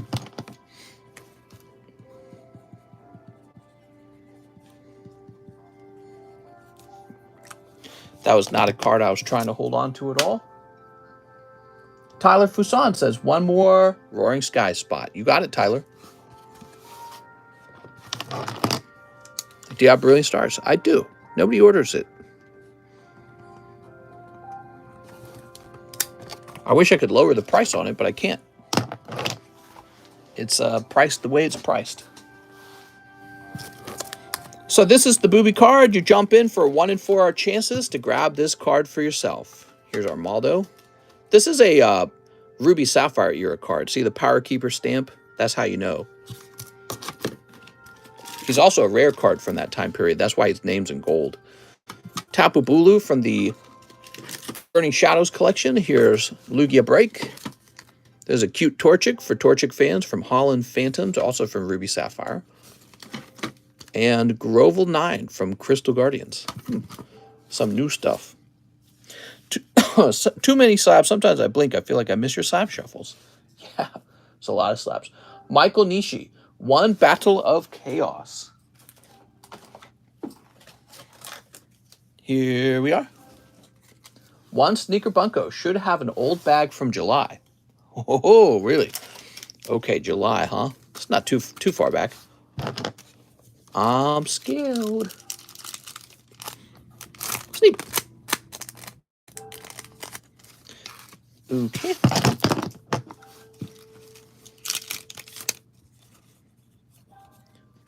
Not a snipe. Okay. Always a chance for that snipe. How about this? No. Holy. Oh my God. All right. Crazy when the hollow cards aren't the chase in these card sets. You know what I mean?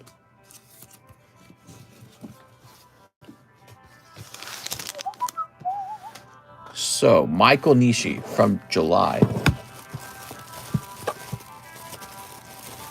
Oh, you're right here. How about that? How about that? We'll update your bag now.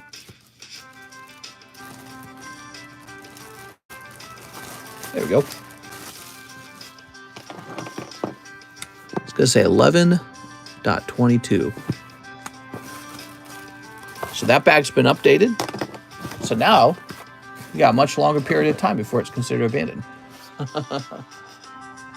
Let me skip this one. This one's really slow. Okay, real short line tonight, just like it's been for the last couple of nights. Let's see. We got Darren Thompson taking a sneaker Bunko and a Star Wars Galaxy 1. Here we are. All right, let's see what you got, man. Chat really quiet as well. Yeah, actually, there's 200 people in here. I think it is a little less chatty. Sometimes it's real chatty. All right, let's see what we got. We have... Oh, there we go. The naughty card. Very good. That's the Job of the Butt card. That's why I call it Job of the Butt. PSA calls it like Sam Keith. What? Everyone's playing the new Pokey game. That's probably it. There we go. Naughty card. And hollow. All right. Whoa! Not bad. To Darren Thompson's bag. Hi, sir. It's me, the Sir Guy. What? It's the original Sir Guy. It's really him. I was playing Pac-Man World. Oh, no. Jennifer Yap says, I'll take the combo. It's all yours, Jennifer.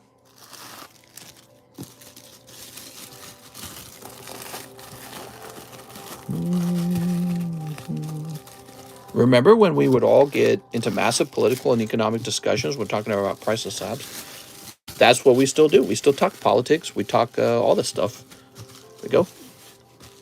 Yeah, we still talk all this stuff.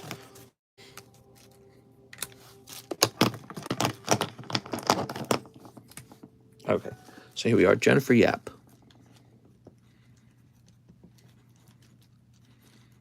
We love to keep an eye on the news. You're watching Futurama. Damn, that show's getting old. Makes me sad. Carlos Jimenez, 3 Shiny Star Vs. 3 Shiny Star Vs. Do I still have a bag with you? Probably. I'm not sure. How's the large main list? Moving real slow. But it's moving. If the glaciers melt, does your lake flood? I don't think so. Can you look for my 3 bags? Says Mario Lopez. You got 3 bags? That's too many bags, man. Okay, here we go. Carlos Jimenez. Sounds like we need to get those bags combined. So we got this guy here. Here's this guy. 2 hollows here.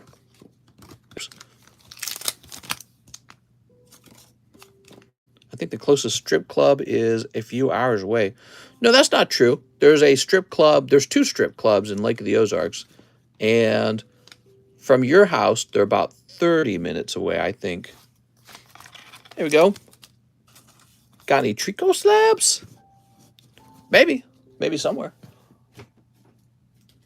Yeah, I'm just hiding the Trico slabs.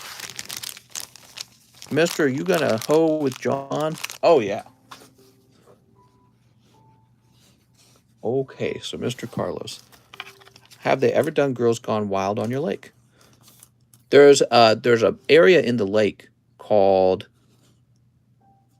Party Cove, and it's well known for being a place of debauchery and I've heard, actually there's videos on the internet, that there's a public sex that happens in the Party Cove. So people go out there with their giant boats, and they have sex out in public, or they hang out nude and stuff like that. So it's pretty cool. I don't live close to that section of the lake. I wish I did. I would love to live close to this section of the lake. Sounds crazy. So Carlos Jimenez. Maybe one day. One day if I keep working.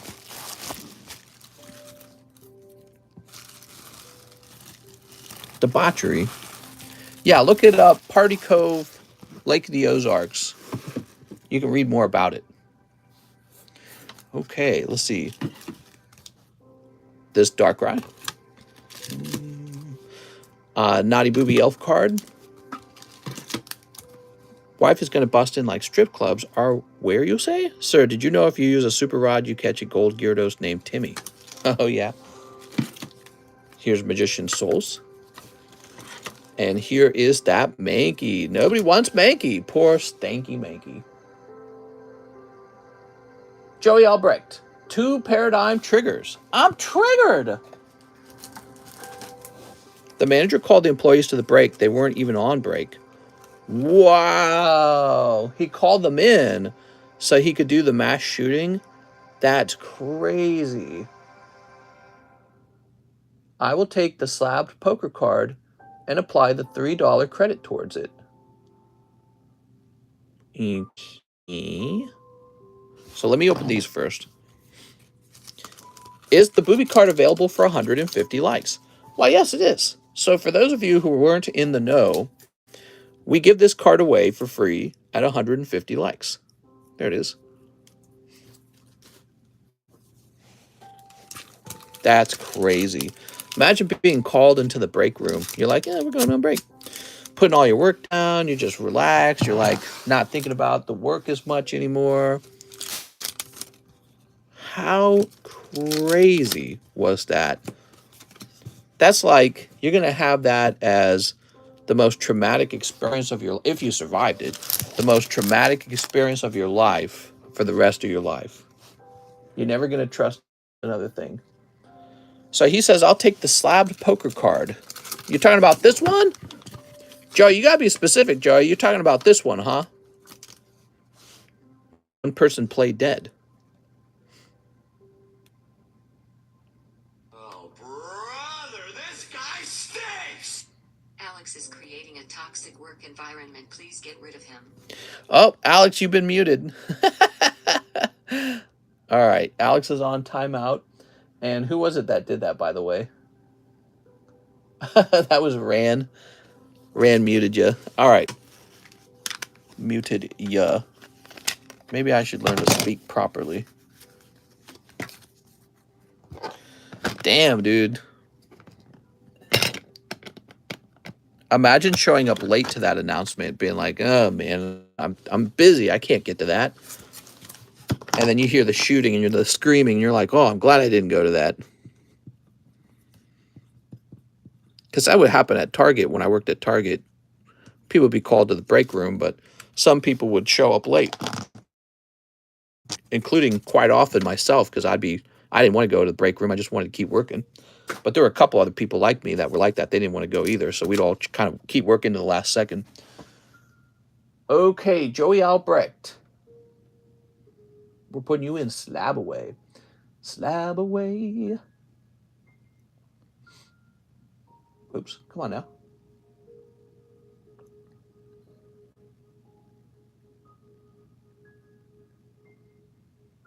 Here we are. So you should be right here. November 23, Joey Albrecht. Charmander Poker. 300, 297. Okay. Whew. I'm going to go look it up. I want to see this news. I'm going to CNN. What we know about the Colorado shooting suspect. Details are coming to light about the alleged gunman who killed 5 people at the LGBTQ nightclub. Take my money. Timeout ran for not sharing the PP love. Oh my God! Now Rand's getting put in a timeout. Who is that? Who sent that? That was Alex. Oh my God.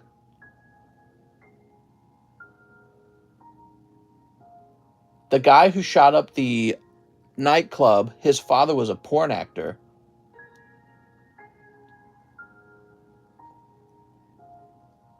In 1999, he pled guilty to a misdemeanor domestic battery charge.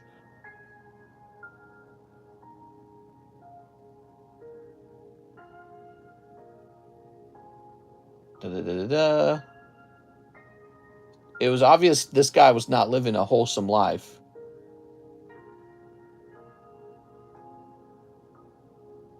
So his mother had all kinds of problems.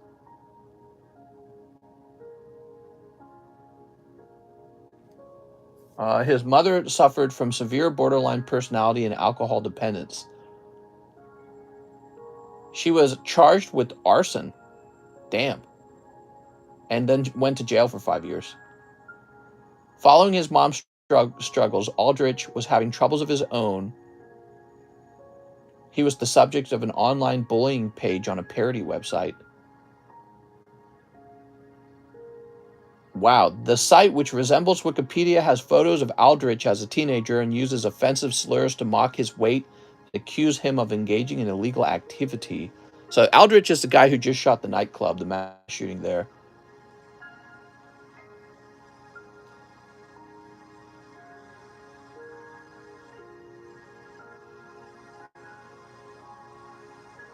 He had actually had a different name. He changed his whole name.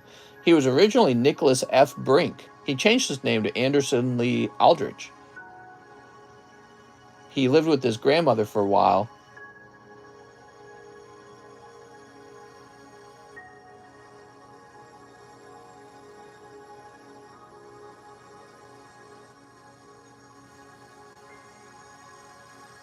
So he had a messed up life. Wow, very interesting. I'm seeing different Yu-Gi-Oh slabs. Did you get a lot in? Did you post them somewhere? I've not posted them somewhere. But so I don't see the mass shooting at the Walmart. Oh, here it is. Chesapeake Walmart shooting leaves unknown number dead. Police, the Virginia shooter comes 3 days after shooting at the gay nightclub. 17 are injured.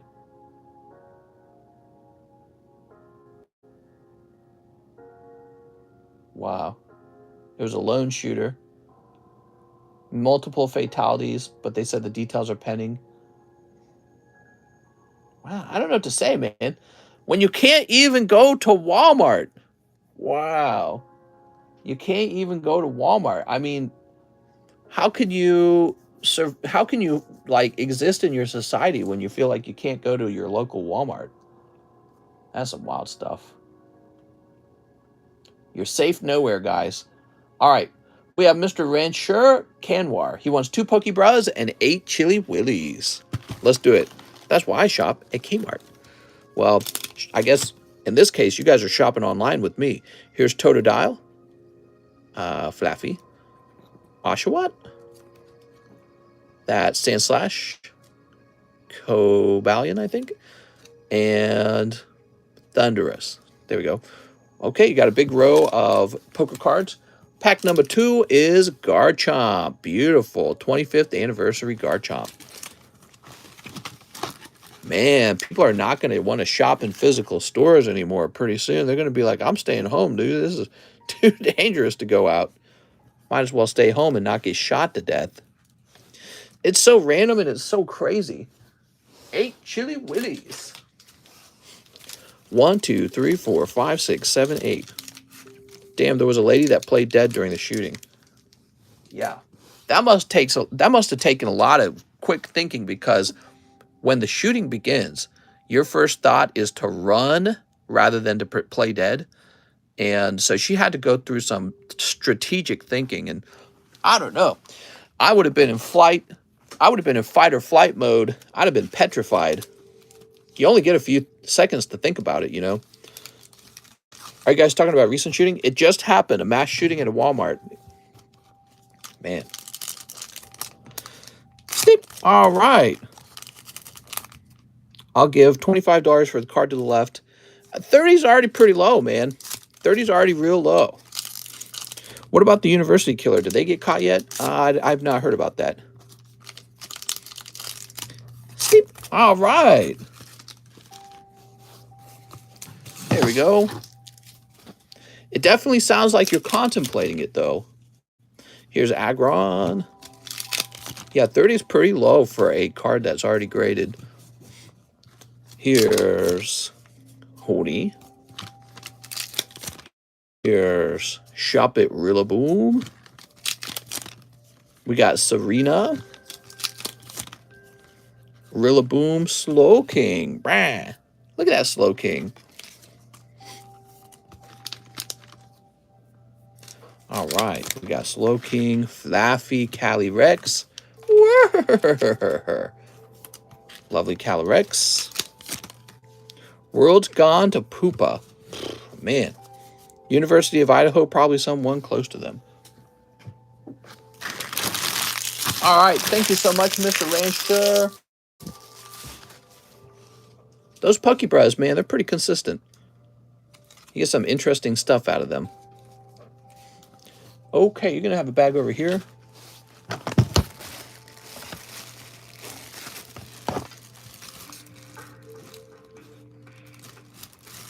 You drive a hard bargain. I think that 30 is pretty low. It's a very sexy card. There we are. It's a very sexy card. Matt Rodriguez says, Season's Greeting, 12 Silver Tempest. Ooh. Season's Greetings. I will never get used to all these new Pokemon designs. Yeah, they're all right. I would say that it's definitely not their best. All right. That's a really bizarre case of those 4 kids getting stabbed up. They don't even have a single suspect. Yeah, that's crazy, man. Getting away with murder.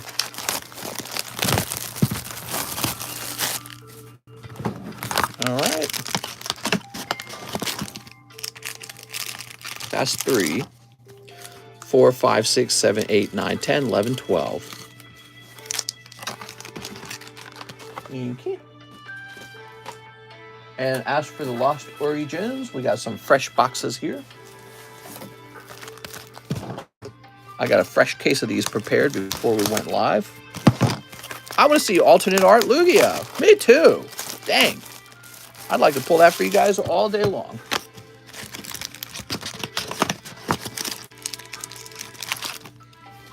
One, 2, 3, 4, 5. How would you get away with murder? Well, definitely not by talking about it with you guys in a live stream. Let me tell you all my plans. The Walmart shooter is dead. Thank 9. Crazy stuff. Sleep.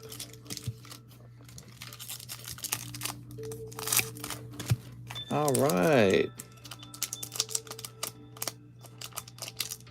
Mister has bodies in the lake.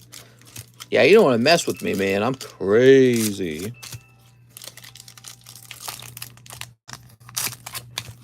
Okay. You think I would do the murder? I would hire my hitman named John. Sleep. Can you tell us something about Hoppa? What? All right. Oh. Here goes Mr. Matt Rodriguez. Yes, says I'm cheaper. Here's Radiant Serena. Doot. Here's Dracloak Crobat. Fledgling. Ever watched that Johnny Depp movie where he kills his ex-wife and I think it's corn plants he buries her under? What? 14-year-old gangsta arrested for 2 murders in Alabama. Jesus, man. Here's Flaffy. Meh. Silly Flaffy. Oh, Flaffy. There's a guy who used to melt bodies for the cartels in Mexico. Ironically, he was caught making shrimp soup during a raid. Why is that ironic? Here's Golbat. Tora Cat. Here's Baltoy Reggie Drago.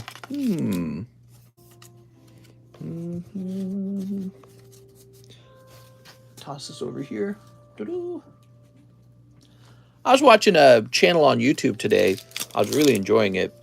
And what they were doing was they were taking really, really old historic homes and restoring them in France. And I was enjoying that so much. It made me really sad we don't have buildings like that in the US.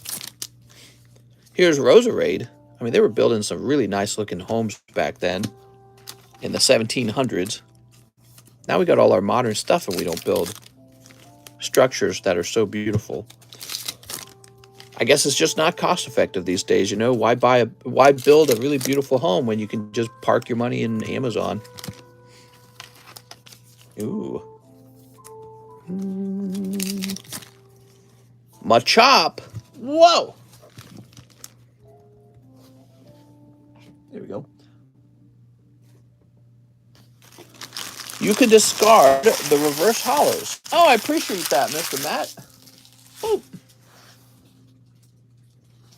I heard of the serial killer that likes bean soup. I miss old school McDonald buildings. Me too. So, Mr. Matt.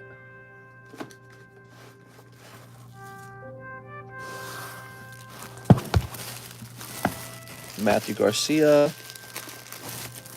Marcel. Marco. Matthew Favreau.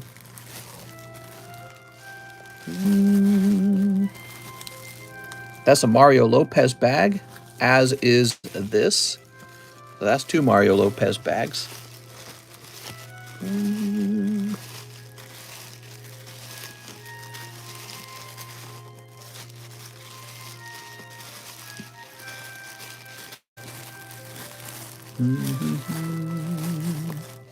Okay, you're not in this box.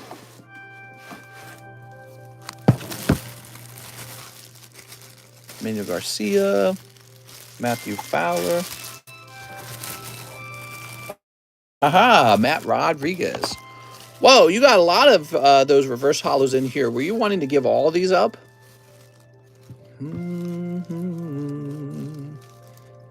I tell you what, if you're giving those up, I'll get you a few poker cards.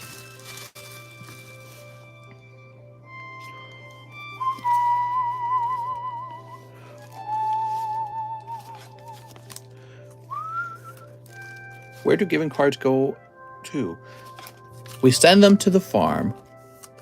I'm about to hit baby mama from the backyard to rake up some money and buy Pokemans. Okay. Okay, Mr. Matt. Just kind of took these without asking. That's why I'm giving you these.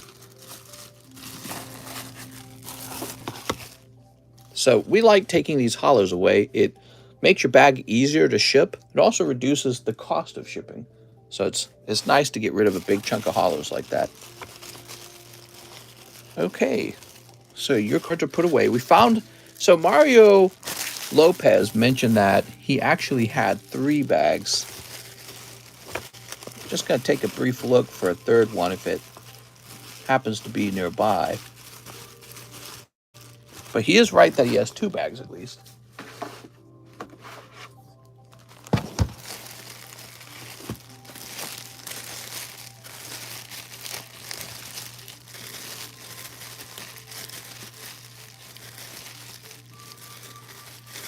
Mario Villa.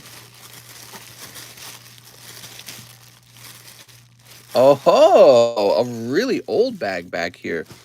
Okay, Mario Lopez, in fact, had 3 bags. How about that? He had a real old one from a long time ago. Look at that. Older pulls. It was an unmarked bag. A bag before we started keeping track of people's, before we started keeping track of the age of the bag. So then you've got this G.I. Joe pack. Very nice. I think those are actually pretty cool. I think they actually have some collectability. And your last bag, this one right here, with the Golett and the Raichu. Oh, you were really doing that's not bad in that pack break, box break. There you go. Thank you, Mr. Mario Lopez. Was he here? Did he catch us doing that? I want to make sure he saw that happen. I hadn't forgotten about him. I was just waiting for it to occur naturally. He can't go back in that box. There's not enough room. Put him into this box, probably. We just cleared basically room for another bag when we removed those hollows from Matt Rodriguez's bag. Okay, let's see what's next. Michael Hoven. He says he'll take the lady slab. Yowza! You got it, Michael.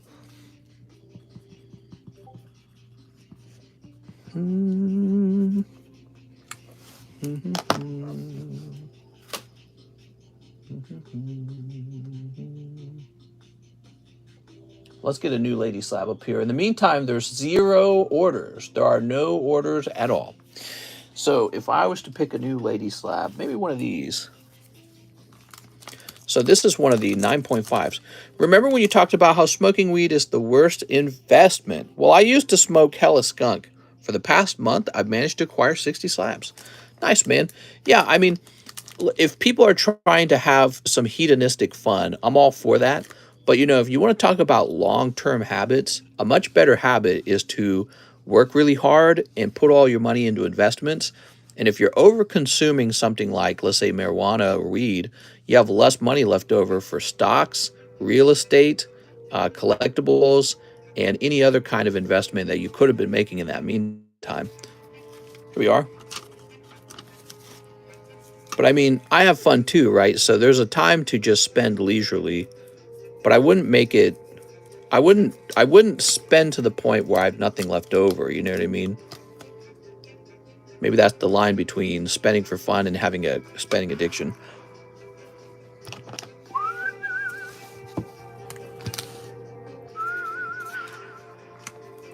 Making money is a better drug than weed. Making money is a pretty good feeling sometimes. Mister, you need to up dog. What's up dog? Michael Hoven said, oh, I already did that one. Eeps. Let's refresh. Hey, it's Mr. John. He says, let me get 2 One Piece, 2 Stadium Trigger, 2 Tempest, 2 Arcana, $12 to my slab away. All right, you got it, John. So, John, this would be $18. Oh, you said Romance Dawn. Hold on. That's the other one.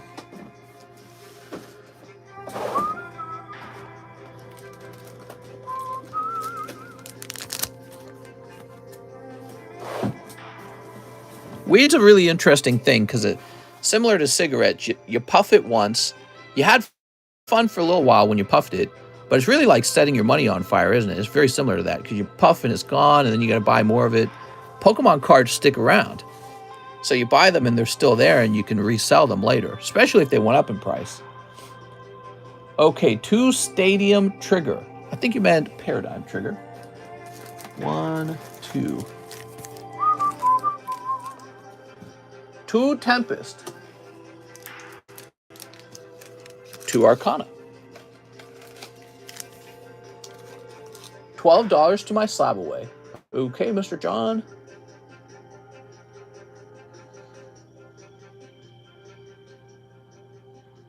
What do we got you down as? JS? All right. So you got 165.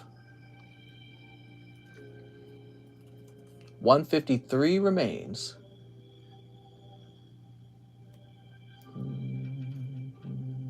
There we go. And place these together like that.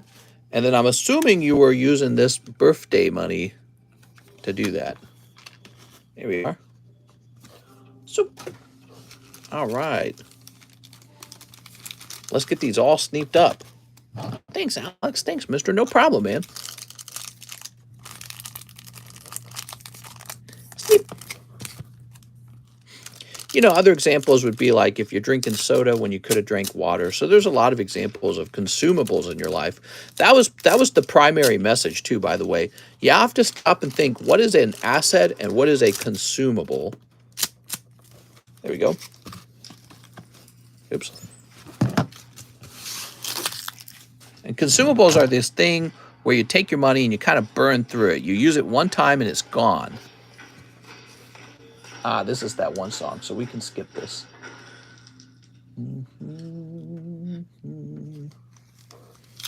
So, we got Swanky Coat Person and holographic thing happening card. Yay! I smoke a bowl or two a day when I work, so I can serve with Mister. I spent $18 at In-N-Out for 2 burgers and 1 fries. Yeah, fast food's real expensive. Today I had some steak, some rice, and some mushrooms. The steak was like $12. The mushrooms was probably like $3. I think the rice was only like $2. So the whole meal was real cheap, and there's leftovers too, and it was real filling. You know, it's a healthier, less processed food as well. So what do we got here? The hamburgers. You're mostly eating what? Bread? Reggie Drago. You know, the little piece of meat you get from a hamburger is just not that much meat. There you go. What we got here? That's a hollow. And a hollow. Oof. Habit Burger, pretty good. What's up, Russ? Right now, there's no line, guys. The line is empty. Empty line if you want to open cards. If you're new and you want to try opening cards for the first time. Spinner rack. All right. Nothing crazy this time, Mr. John. Oh, yeah, John, wait, we got to keep some of this bulk for you because you actually can just pick the bulk up from me. Forgot about that. Okay, there we go. John can just pick up the bulk. Forget about that part. Happy Thanksgiving, Russ. Almost Thanksgiving. There we go.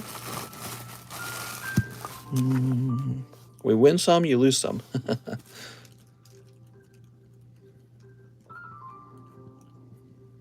Okay. Place this over here. Very good. And now we have an order from Ronald Chith. He says 10 Fusion Strike and 2 silver. Silver Tempest. I know we're not supposed to sob away more than 1 card, but can we if it's less than 100? Hold on, grab this over here. To make things real simple, I would say let's stick to 1 card at a time, okay?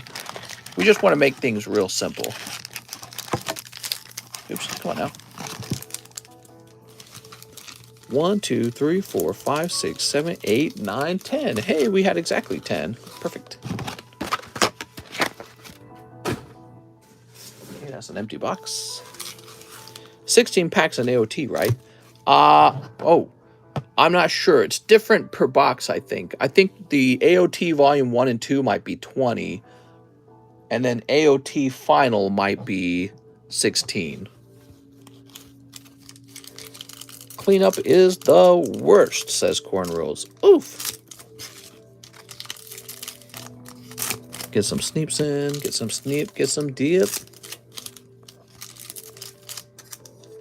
Okay. It always won, says Alex.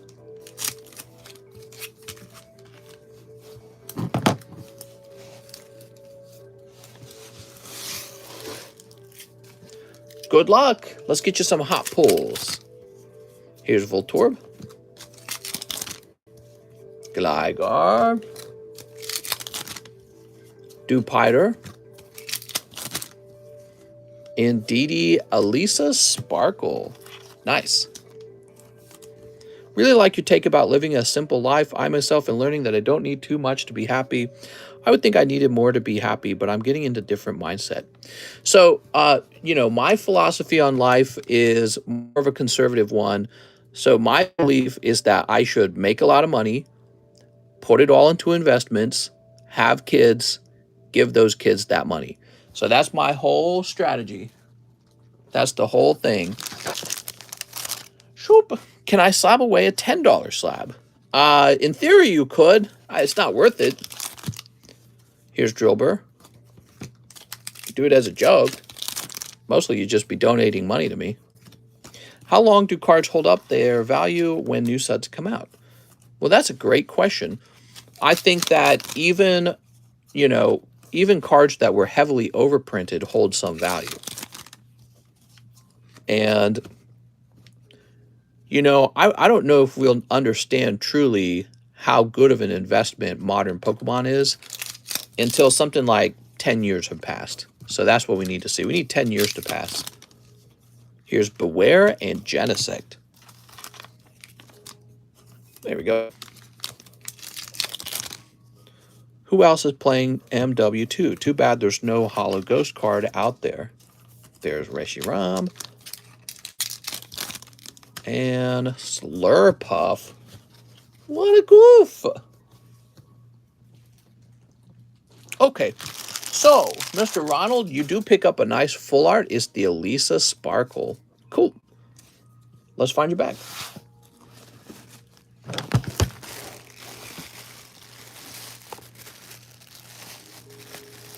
I'm remembering this. I think I'm trying to remember if you had a bag. Aha, yes you did. I see that Lugia card has dropped in price by 14% from around $260 to $230 now. I'm stronger. I'm smarter. I'm better. I am better. Yeah, but which Lugia card are you talking about? Also, cards kind of go up and down as the year goes by. You know what I mean?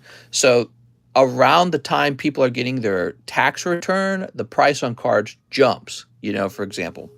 And yeah, but in the long run, your question is, will a card hold value? Could Pokemon collapse if they continue to overprint and if people don't like the next few generations? I don't think it would collapse, no. I think that you would see it slow down maybe, but it wouldn't fully collapse. It's just too popular of a franchise. Mister, what if designs only get even worse when they already are? You think newer sets would make Pokemons would have a fallout? The Chase Lugia, because it definitely peaked. Nintendo is too strong, says now. There's Pokemon's not the only thing to consider investing into as a collectible, right, guys? So you can do other things like silver coins, for example. So collectibles is a much larger group of things than just Pokemon cards, but I personally will just be pumping all my money into Pokemon cards exclusively. So my goal with Pokemon cards is to just kind of buy out all of them. You know what I mean? That's my goal. I can't work on my goal right now because I'm moving, but I'm going to be, we had to move. It wasn't a choice. We had to move. This house is way too small for what we do. But yeah, I mean, once I'm positioned, I'm just going to work and just buy all the cards out. That's my goal. So it's the reason for that is once there's no more cards available, that's when their price really does change. Okay, let's see. Wilder Cardona, one Naruto Broken Promise. Okay. Here we are. Buy and hodl. I'm a big buy and hodl kind of guy. Pokenopoly? Why not just buy the neighbor's house? I don't know. It's a good question. It's not for sale, first of all. But second of all, we kind of want an upgrade. There you go. Mr. pulled up the Queen Elizabeth coin. Pull me a gold card. Let's go. Okay, what do we got? Genjutsu. Zetsu. Retreat. Power of the Clones. Haimaru Brothers. Hey, that's a golden card. Obito Uchiha. All right, there we are. It's a golden-ish looking card. Hinata, Water Style, the third Hokage, and Kankuro. Okay, there you go. That's for Wilder Cardona. I know those are really expensive. They're from 13 years ago. I collect sport cars and sneakers. The thing is, I think if I divided my money across other hobbies, it would be too difficult to get a Pokémonopoly on, you know, some of the best Pokemon card sets. It just, I'm not wealthy enough to go across multiple hobbies. Okay, Wilder. So I'm placing a bet that Pokemon will do better than a lot of other collectibles.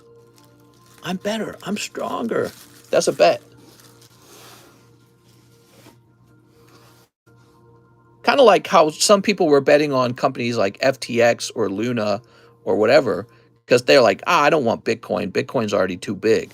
So they say, I'm going to go after these other lesser known cryptocurrencies, and that's where I'm going to bet my money. Those all went to zero, but Bitcoin's still around. But Bitcoin has been hit pretty bad too. Bitcoin's in the 16,000s now, so crypto in general has taken a lot of reputation damage. Okay, so Jason says I'll take 10 AOT finals. Sounds good. Give me a minute here.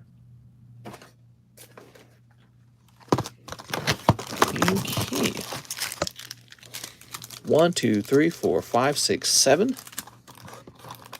I bet on Doge and held for 2 years, then bailed when it jumped when Elon bought Twitter. Oh, that sucks. So, because I know if you held and bailed, yeah, that sucks. That's too bad, because it did jump a little bit after he bought that.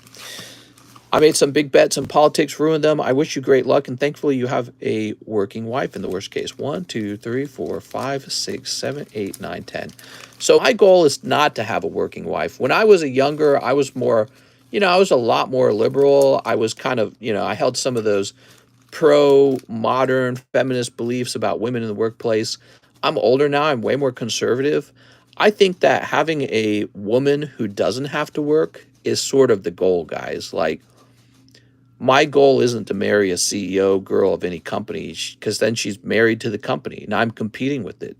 So when I'm real wealthy, I'm going to tell my wife to quit, and she's just going to live for free. She's retired, you know, she just exists in my household.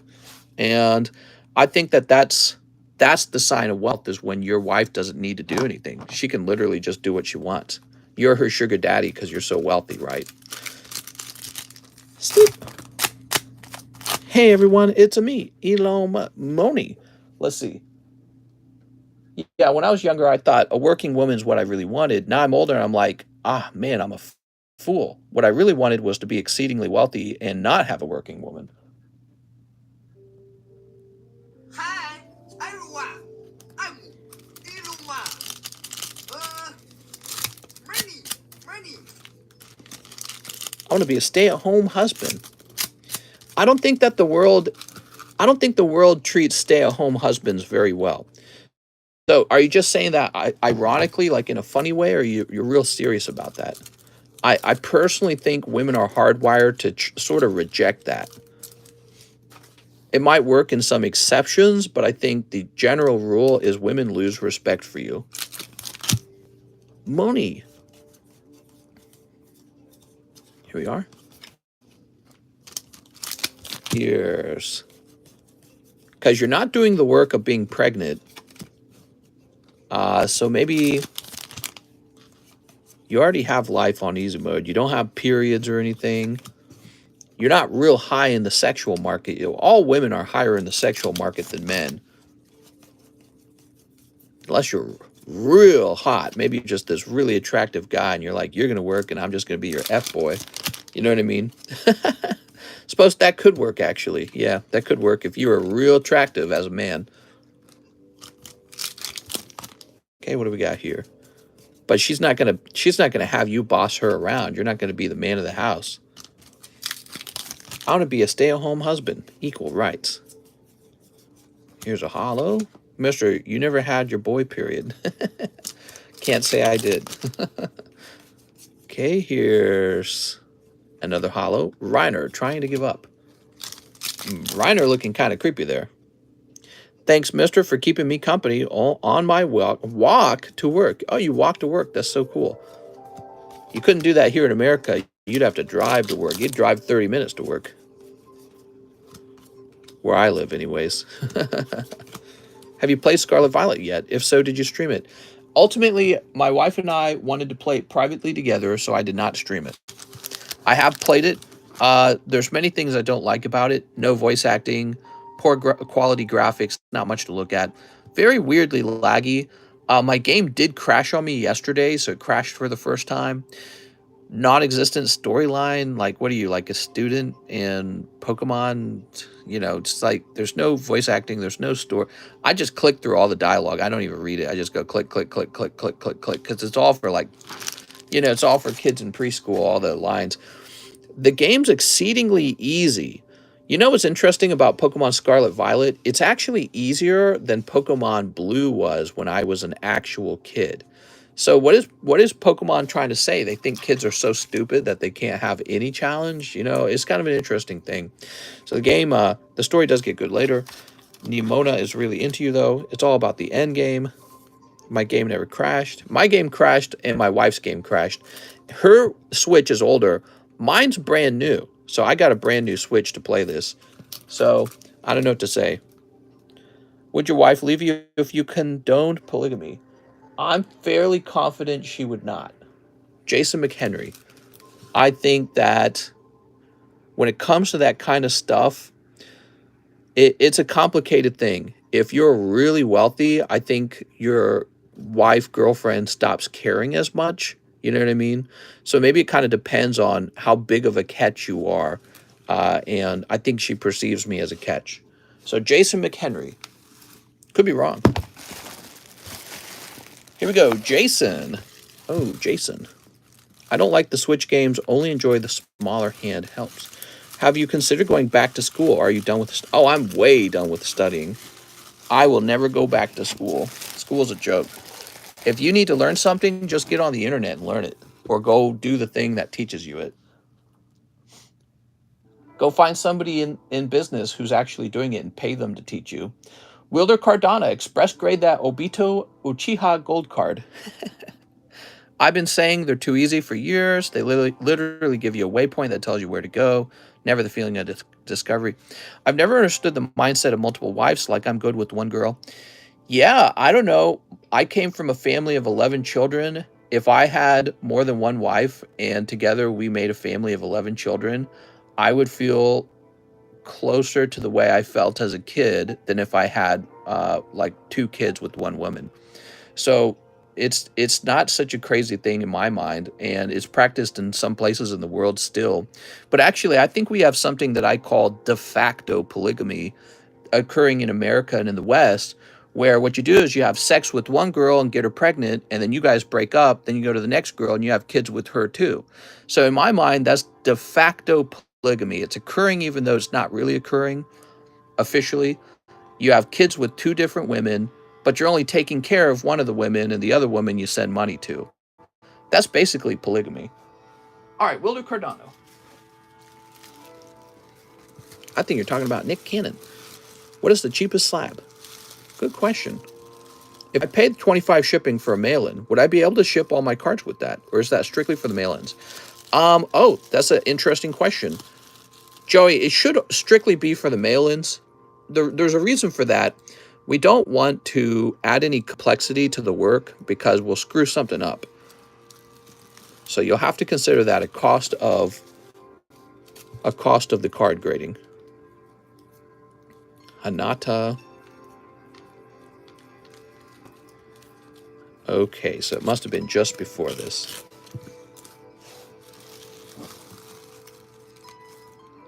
Oh, that's cool, man. He has 12 kids with 6 women. Yeah, and if you can raise all those children and the women are happy, honestly, how's that any different? How is it any different from having all the women living with you or like in their own homes, but you've all agreed to some kind of living condition, as opposed to just having a divorce and you all hate each other? You know what I mean? There we go. The cheapest slab I've seen on live stream before is $20. That's not true. We've had cheaper slabs than that.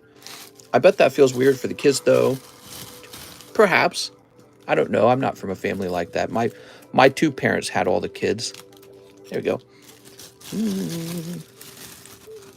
I think when a man's very, very, very successful, he ends up with essentially with the polygamist lifestyle. He ends up with multiple women. He ends up with multiple children from those women. And the women agree to this scenario because he's so exceedingly wealthy. I think that's what happens. It occurs. It doesn't always occur, but it does occur typically with the man who's very wealthy.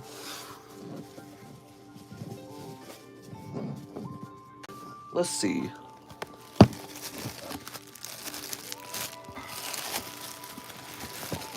There we go. Yeah, like I wonder how many millionaire men have children with more than one woman, but they're not all living together. And in a polygamous marriage, it's more like you've all agreed to stay together. You know what I mean? It's an old account. They changed their name. Here we are. Obita Uchiha.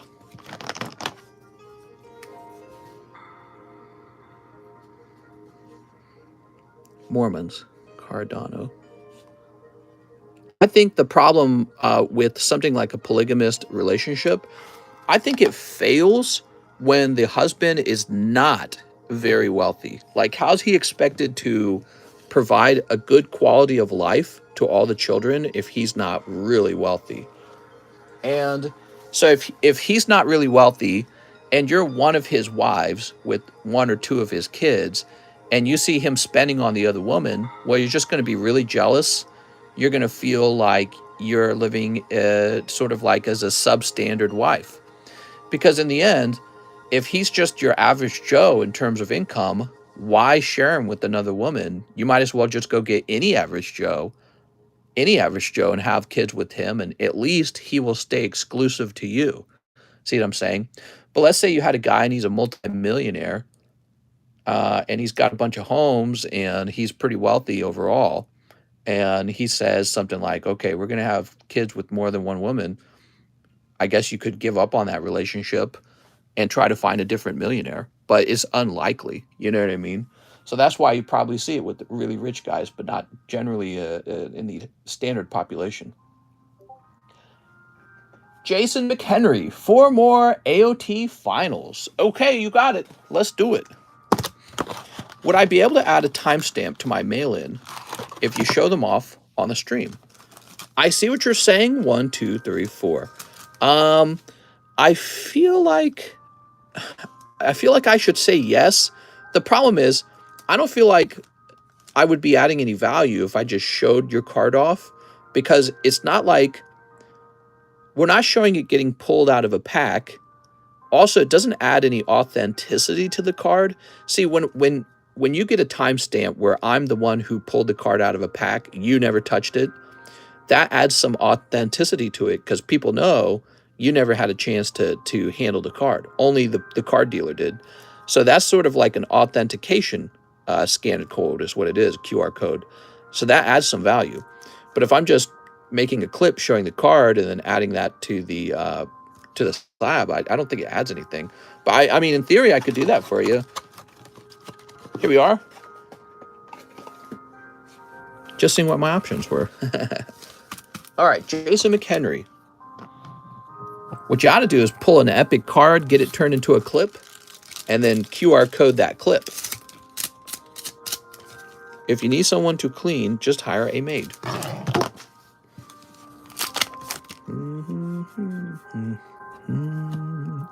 I think Elon Musk is probably a good example of a rich guy having kids with multiple women.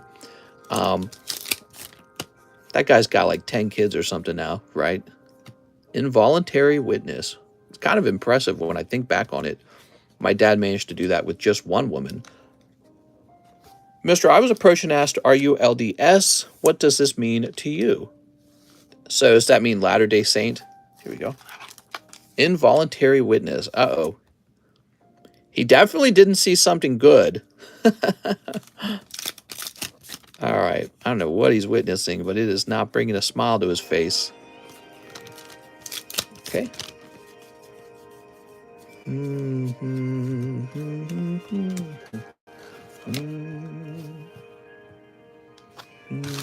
I thought you were Catholic. Well, I'm not Catholic, but I was raised Catholic. I stopped being Catholic when I was about 22 or 23. Elon has multiple failed relationships. His children suffer mental hardships from what he has done. Everyone suffers from mental hardships, in my opinion.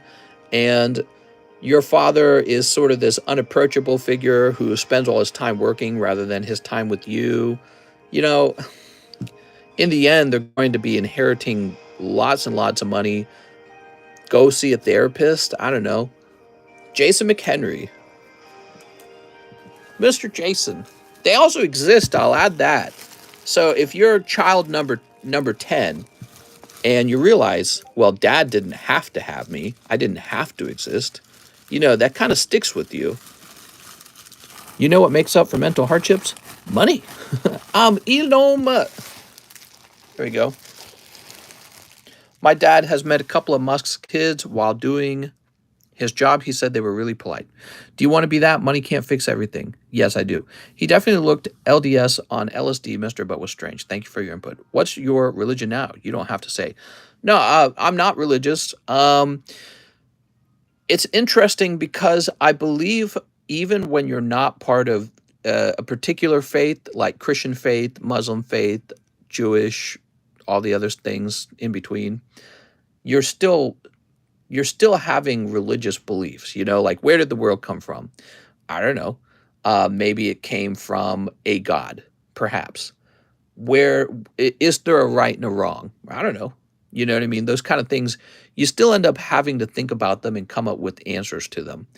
And it's funny because as those questions begin to root and they stem out into perhaps particular situations in life, you then develop beliefs like, how should money be handled? Am I responsible for raising other people's kids? Is it my job to stop women from killing their own babies? Stuff like that develops. Because I'm not religious, a lot of my beliefs come down to just nature, just straight up nature. Nature wants us to pass our genes on. I'm not in a competition to raise your kids for you. I'm in a competition to raise my own kids. So when you see things playing out in nature, nature's like this struggle for survival. And you could call that whatever you want. You call it the jungle law. And I strongly believe in that because it's observable. So you can observe it occurring. And so a lot of my philosophies come from that, observing the struggle to survive. Everyone press the like so that we can have a chance to win the card slab.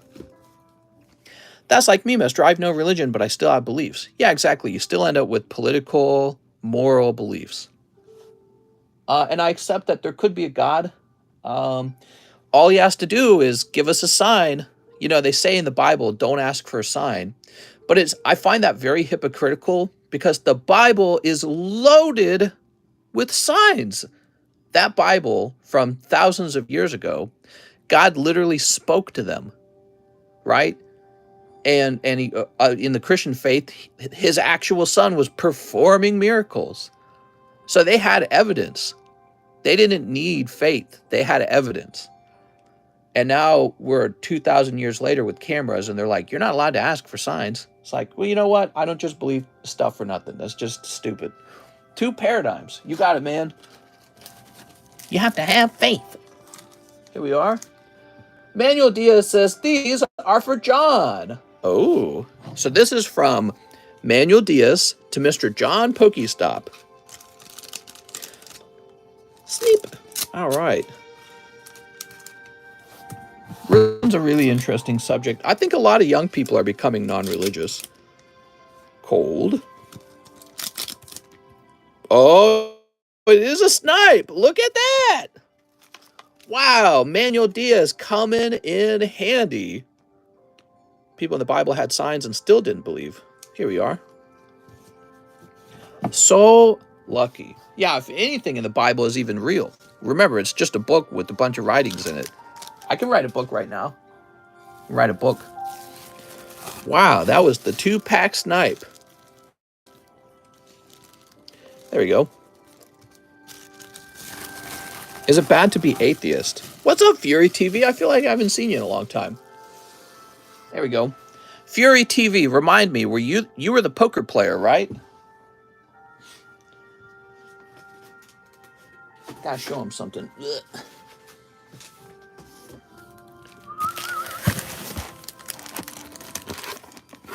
Check out these poker cards, man. Poker and Pokemon is the way.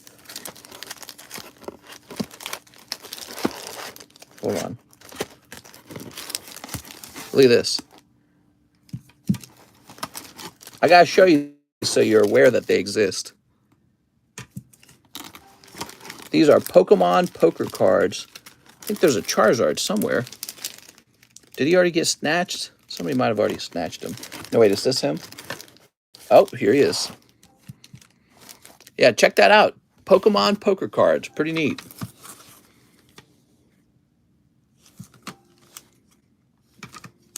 You know, when I collect these, I actually remember you because I remember you used to order cards and you played poker cards, and we were talking about where you lived.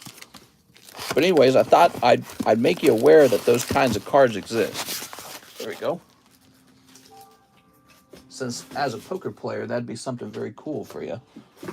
All right, so next up, we have Ronald Chith, and he says 6 fusion, 6 silver. Silver Tempest. 1, 2, 3, 4, 5, 6. There we go. And let me go box of fusion.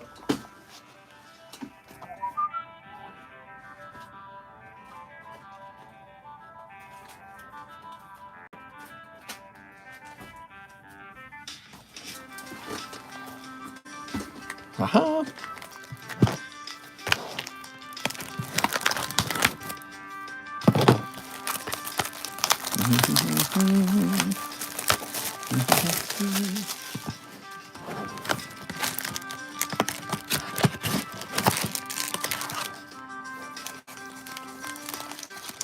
People here would send death threats to those who announce their atheism. Whew.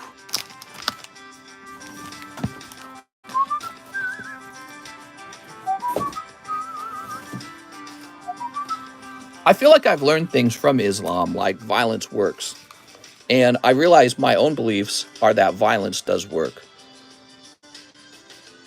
All right, here we are. Put this down here. All right. You can silence your opponent, but you have to be willing to be violent. And it takes a true believer to become violent.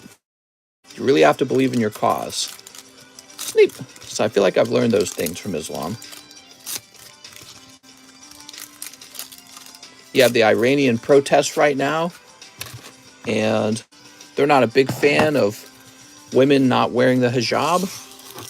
And the government over there is proving how they hold on to their patriarchy. And it's real simple. They just start killing people. There we go. All right, Mr. Ronald. We got Onyx. The devil was an angel, says Andres. Corvus Squire. Here's Mag Cargo. Starmie for Alligator. Smeargle. And... oh, it's Mew. Look at that. All right. Yeah, all the major religions were against homosexuality. They had really well-defined gender roles, and all the main religions basically wanted you to have a lot of children. What's the name of this song? It's called Other Side. Here's Duocean. Clink and Worker. Hey! Holy. Who's the religious instigator? Dratini Mawile. There we go.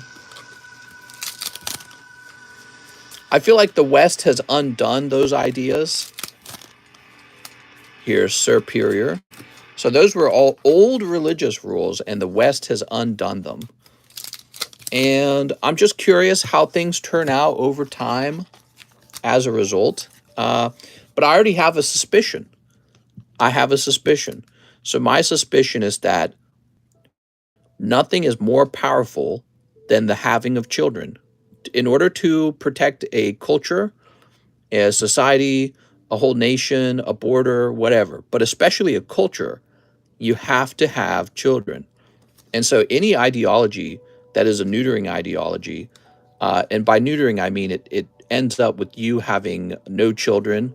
Those ideologies are self-destructive, right? They get you out of the gene pool, they get rid of you. And so it's a really is an interesting topic because people usually don't think of it from that position. Like, what's causing us to have no kids? You know what I mean? Other than the fact that life is so nice now, who wants to have kids? I just want to open Pokemons, man. Having kids, that's a lot of work. But these neutering ideologies, I think it will end with the self-destruction because there'll be no children. Okay, and you don't need a religion to tell you that. It's just going to happen. Happens naturally. Troy's back. 2 live custom boosters. Mr. Troy, what's up, Troy? I just want sex and pokies. Here's a cold one. And, cold one, I'm sorry. Any other 9 or 9.5 Weiss? The only one in the middle I have in a 10. Oh, that's a fair point. Let me try and find you one.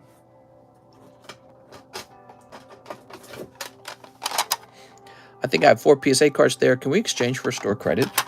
Oh, Fury TV would like some store credit. That would be interesting. I think the first thing I'd have to do is identify what you have. And I am not able to access those cards at the moment. Let's see. But yeah, I'm open-minded to that for sure.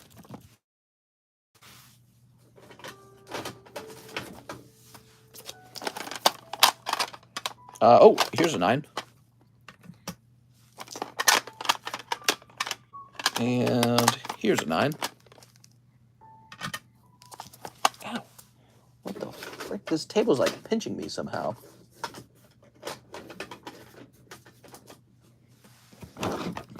He says, I got that one too. Well, I'm sorry. I have a very limited number of these. There's only a couple artworks I sent out. When she moved her foot to your face and asked you to lock her in, what? How much are the 9s? Well, they definitely are going to be cheaper.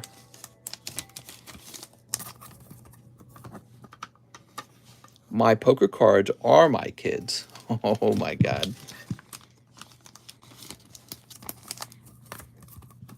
Here we are.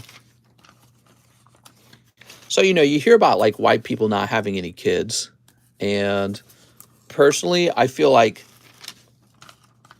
there's many causes to that. From the cost of living being too high, to the emasculation of men or demasculation, whatever the term is. You know, like toxic masculinity, being masculine is toxic now. To just a breakdown of religious and family values, more toys to have. I feel like finance is a big one, though, really. Finance is a very big one. So I feel like we're all a lot poorer now. And but it's not just that, because people from poor countries have lots of kids. So it's also expectations, too, you know. So people want to have more in life before they have kids. Here we are. It's a fascinating thing because if white people were a lot more religious, I suspect they would have a lot more children. And so I feel like as you get away from those conservative rules, interestingly, your society slowly disappears. Takes a while, maybe it takes multiple generations, but your culture, your people will disappear. And any religion that manages to hold on won't disappear. Okay, Troy is done. We have Joey Albrecht, 2 mail-ins, $10 for each card and $25 for shipping, 1 Tempest. Okay, here we are. Justin Bieber's the new Arnold Schwarzenegger for today's society. Here we are. Let's see. Joey Albrecht. Sent for the 9s. Okay, you got it. So.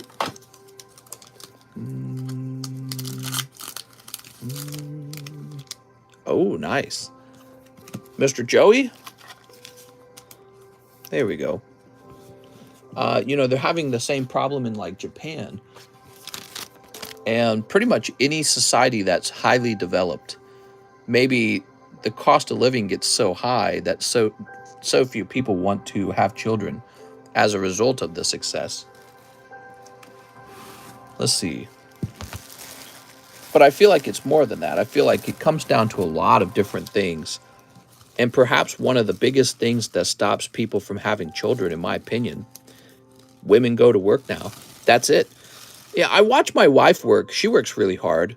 Why would she want to have to raise a kid but also work full time?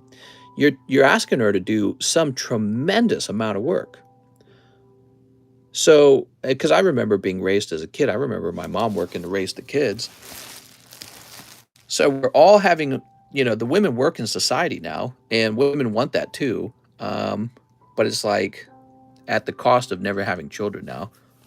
And I can't even imagine how we would get along if, for a lot of people, how would they get along if they didn't have a dual income home? You know what I mean? Like, how can you afford to exist?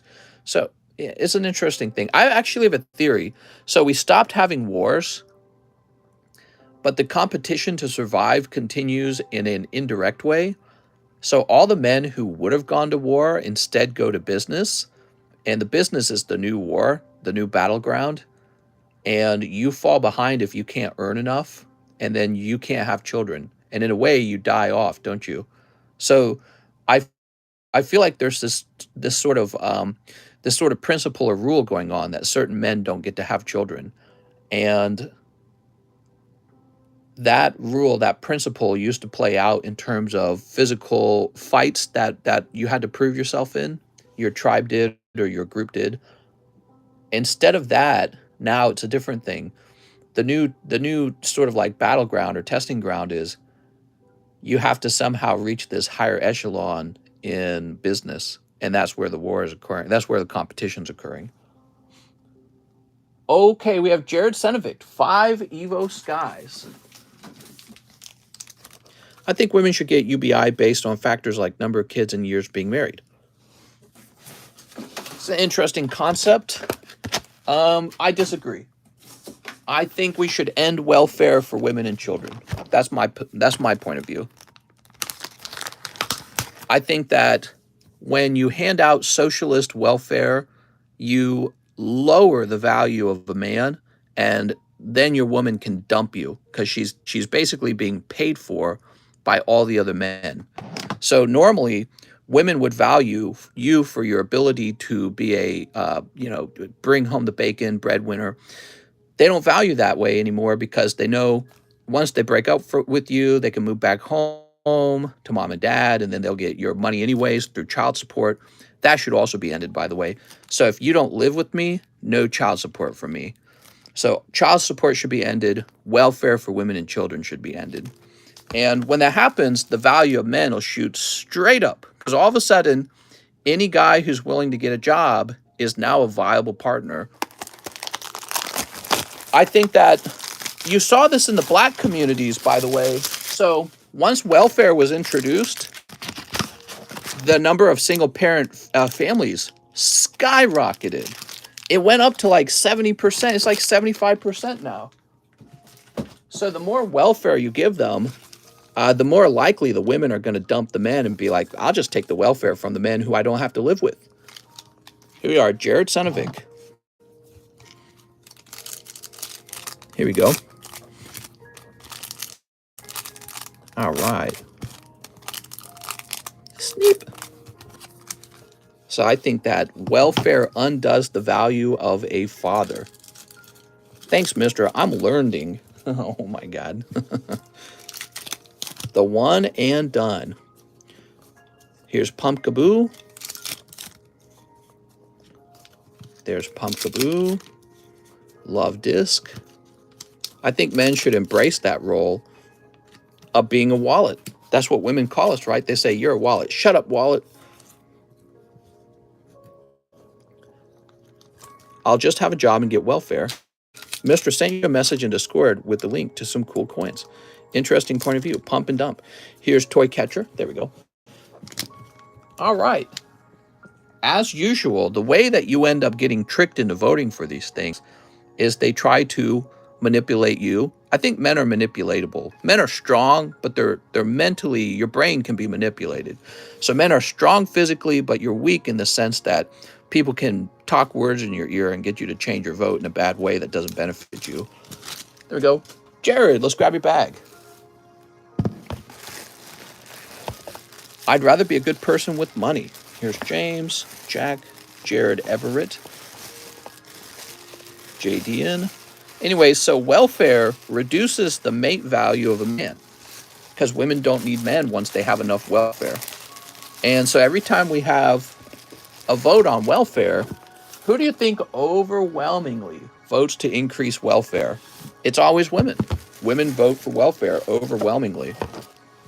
It's like almost all of them vote for it. They say increase welfare for women? Yes. Yes, sir. There we go.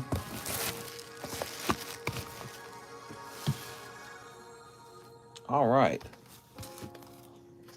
We barely in the 21st century, 2 centuries in the law, the world would be a better place in 200 more years. They put that garbage Pokemon just to troll us. That's true. Same like with like Dunsparce's evolution, right? Dunsparce. Eric Abel says 2 live customs. Eric Abel. Who will be the first woman president? Good question. Could be Oprah. Could be Michelle Obama. Could be Kamala Harris. Here goes. Here's Gardevoir. One thing's for certain. Ooh, superior, very nice. Whenever she runs, a lot of women are just going to vote for her just for the sake of her being a woman. And that's the sign that democracy is illegitimate. Voting for someone because they have a certain genital type is the sign that society's not intelligent enough to vote. And I think democracy has been working for a while, but what's really making democracy work so well isn't democracy itself, but capitalism. Capitalism made society wealthy. Ironically, all these years later, we're voting against capitalism, which is the competition to efficiently allocate refunds. That's what capitalism is, by the way. So it's a competition, and we're getting rid of that now. And ironically, through democracy. And what you're going to find is that this totally non-democratic country called China, they are going to practice capitalism. They're going to practice the most severe competition they can, and they're going to come in and kick our butts and say, see, it's not democracy. It's just the competition of who's the best producer of things. And that's what I think is going to happen. I mean, they've already beat Europe, so Europe's lost. Eric Abel, 10 Silver Tempest. Europe lost to China a long time ago. China towers over all of the EU. The EU's production doesn't come close to China right now. Isn't that sad? Because it's funny because Europe had such a huge head start. 1, 2, 3, 4, 5, 6, 7, 8, 9, 10. But Europe's one of the most socialist places in the world now. All right, here we go. The U.S. lost to China. I don't think so. Not yet. Not yet. Are we going to over time? I don't know. It's certainly possible. I think it really depends on, will Americans realize the value of capitalism in time? Will they realize the world is fundamentally a competition for resources, and it always will be. It always will be. Unless you had like a one world power so that all the wars stopped. But even then, at the individual level, there's still this horrible competition going on so that you can obtain your position. You can obtain your home. You can obtain your sexy wife. You can obtain your Pokemon cards, right? Like you're holding a job right now that somebody else doesn't get to hold because you're holding it. And if it's a particularly good job, it's because you're competitive. So the money from that job goes to you rather than to the next guy who would have had your job if you didn't exist or you weren't in his way. So everything boils down to this horrible competition to survive.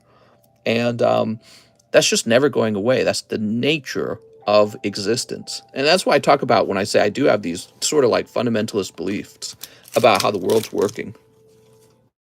I think everything's running on this big competition. You make allies So you become allies with the people who help you, and you mutually benefit. But China is interesting because they're not an ally. They're directly an adversary. They want to be they want to be the person who decides how global deals are done, and they want to hold a lot of global power, and they want to undercut the West and get us out of here. And we're just stupid enough that that's probably going to happen, because while they're over there trying to be as educated as possible, as productive as possible, as competitive as possible, very fierce, we're over here going, oh, I wonder who's going to be the first female president, blah, blah, blah, blah. You know what I mean? Like, that's our big concern, is like that we get somebody with the right genitals in office. It kind of scares me. I mean, I get the novelty, though. There's a novelty to having like female president. There's a novelty to having any new sort of like race of president. Like maybe one day we'll have a Chinese president. Wouldn't that be interesting? So I get the novelty of it, but novelty is one thing. Results should really only be the thing that matters, right? Results. So what are the results of hiring a particular person to lead a country? And the result should always be that your economy expanded, and that competitively you outplayed your opponents. But that doesn't happen when you're just electing a person off of their, immutable characteristics like skin color or eye color or whatever color. You know what I mean? So, Eric Abel. Let's see, Eric. He said new bag, right? New bag. Welcome back, Eric. So I'm pretty to look at least, please. What? Oh. There we go. I think that there could be a good female president. I haven't really seen a lot of good options, though. Certainly not Kamala Harris.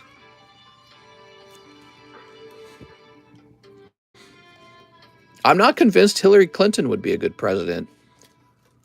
You know, Bill Clinton was really good, but remember, they're from two different biological families. They're just married together, and he's getting pretty old.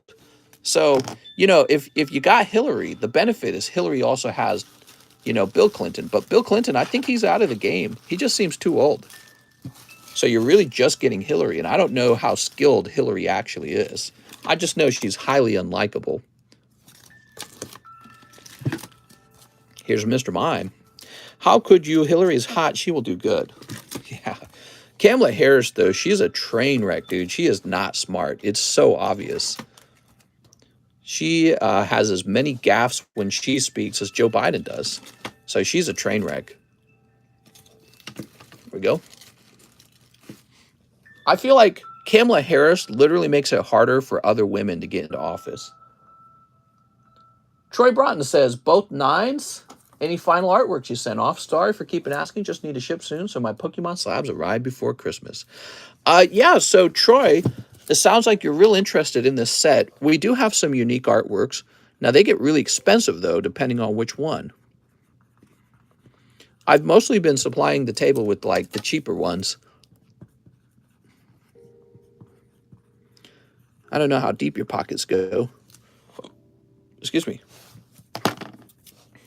Is the large almost full? No, the opposite of that. It's got a long way to go. Okay, so yeah, we got a lot of unique artworks. This pristine one with the cute girls. Here's a pristine one with these magical girls.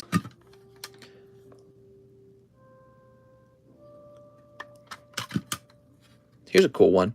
So this is a full art. I guess SR stands for like super rare according to this. It says super rare.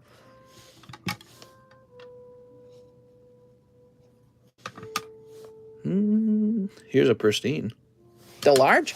Yeah, you guys keep asking about the large. Oh, let me show you real fast. I show it off all the time, but it's really not close. Here it is. So it's got to go all the way down here. So it's not going to finish today because that's just too much money. There we go. I wouldn't mind it if it finished today. That would mean that I would bring in a huge chunk of money. I just know it's not. Here's Iris's request. It's kind of cute. She's playing video games. Here is more of these. Oh, she's kind of naked, isn't she? Oops. Tulsi Gabbard. I'm not impressed with Tulsi Gabbard. Tulsi Gabbard, she doesn't strike me as especially intelligent. I think she just strikes me as opportunistic. Like, obviously, she switched sides, and people like that about her. So she's critical of the Democrats, which what you find is that the Republicans like that.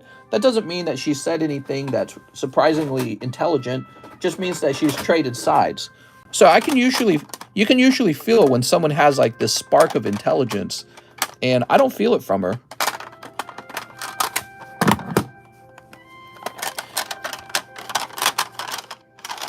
Mister, don't forget to let me out of your basement before you move into your new home. Oh, sounds good.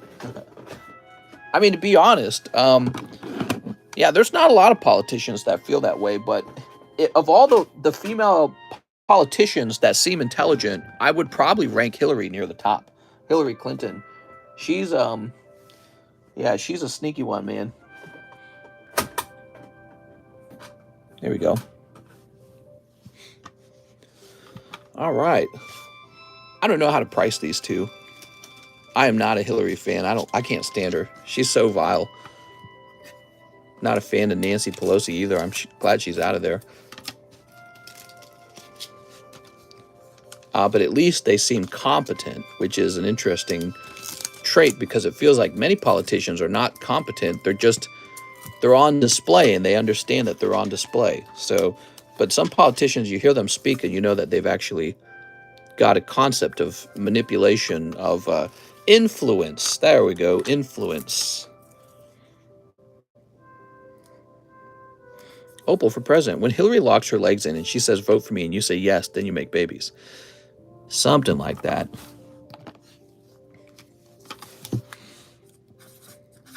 That's going to be 80. This one's going to be 69. Okay. There we go. All right. Mister, you got the card with the cat girl? I'm in a blue bikini. I think I did. There's so many of these. I'm sorry, it's just kind of difficult for me to find them.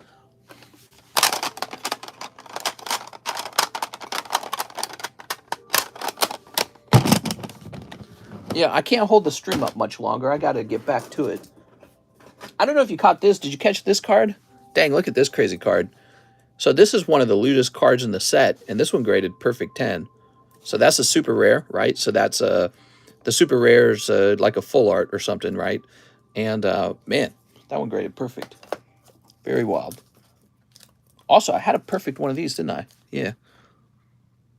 So there's a perfect one of these. Now that's probably actually pretty collectible. This card right here, you know, especially considering that this is a modern set, getting a perfect 10 is definitely ups the, you know, the eyebrow raising of it. You go, oh, that's a perfect, huh? I mean, I like the pristine too. Pristine's really nice, don't get me wrong.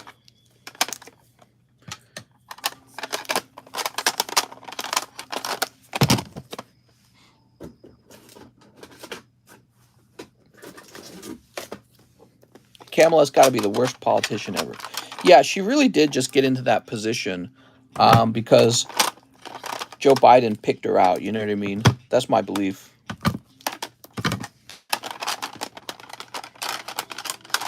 She didn't get into that position because the American people wanted her.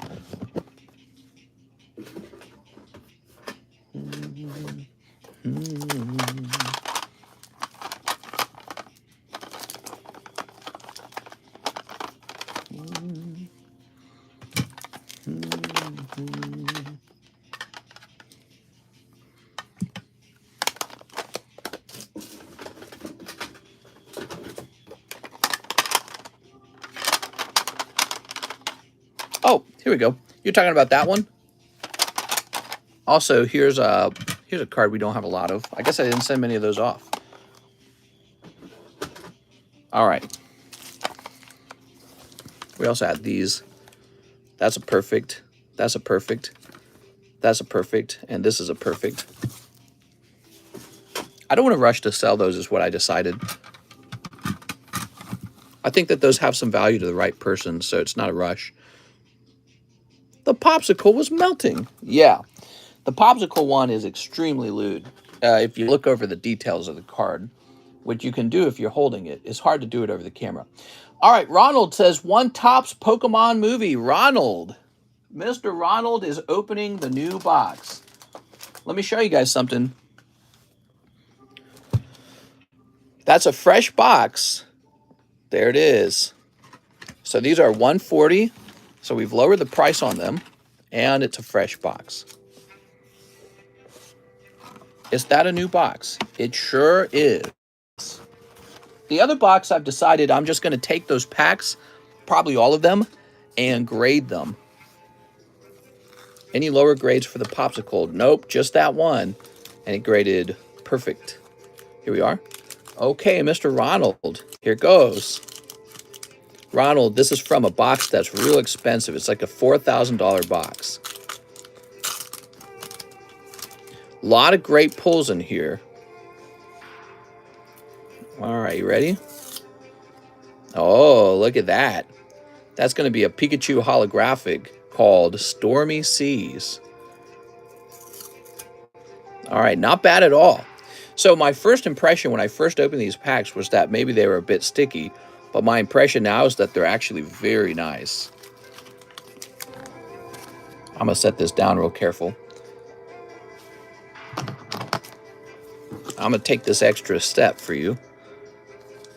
I mean, isn't that how it's always been? Can the president win and the other vice president also win? What? Dude, Pikachu, yes.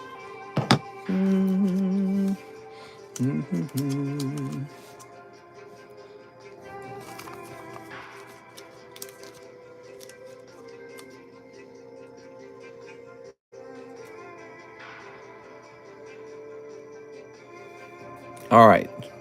Kind of increase your odds that that all goes well. How much for the last card you pulled, mister? I need to have it. What was the last card? I don't even remember. Okay, that's Zapdos going after Ash. Let's peel this card back here first. Enter Zapdos.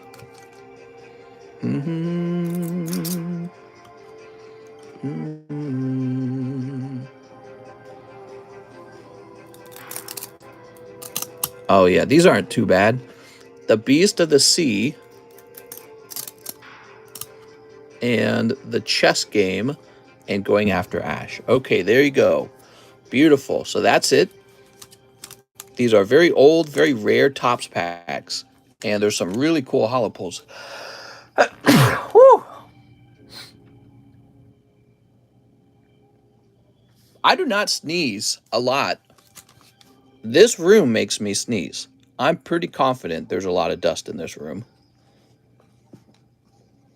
Actually, I have my window open, so maybe I'm getting some dust from outside. It's the vintage, mister. Might be the dust on the vintage cards. Mr. Ronald, those are back in here, nice and tidy. Unopened. You open a pack from 2000. Yep, 22 years old. Beautiful card, huh? All right, Mr. Ronald. You're allergic to Pokemon.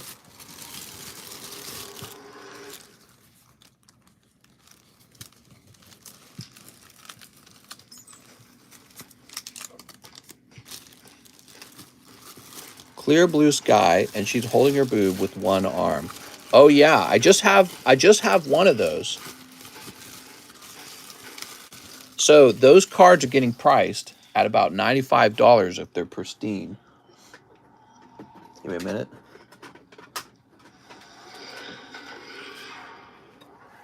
This one right here, you're saying this one's popular? Well, that's too bad because I only sent like one of them.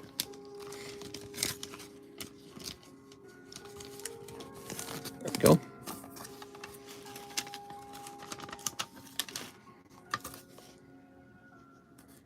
I like it, says Rand. You know what, Rand? I agree. It's kind of like a long tummy card, isn't it? Looking at that tummy space. There we go. I've never seen any of those gold-looking movie packs. They're very, very fancy. Brock McDowell, he says he'll take 2 of the Topps movie packs. Whoa, look at that. Okay, Brock. I kind of want to open one more, it says now. 1 and 2. Go snipe it. Oh, we're going to open it real slow. Rand's peepee, assuming direct control of his wallet. I could watch those Topps 2000 packs get open all day. They're very rare. You don't get to see these open very often. And look at that. That is just cool. Down into the depths. That is neat. Okay. There's your hollow right behind it. Wow, so this might have a shot at a 10 right here. You said Biden picked Kamala. Isn't that how it's always been? Or can a president win the vice president? Yeah. My point is that the American people didn't pick her. When she ran in the Democrat Party, she couldn't get even like 1% of the vote or something like that. She was real unpopular. But then she got selected by Joe Biden. He was popular. And so she gets in because he picked her, not because the people picked her. All right. Oh, man, another Lugia right behind it.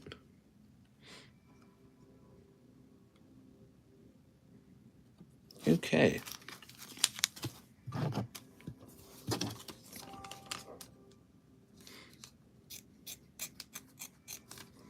Send for it, mister, says Rand. Thank you, Rand.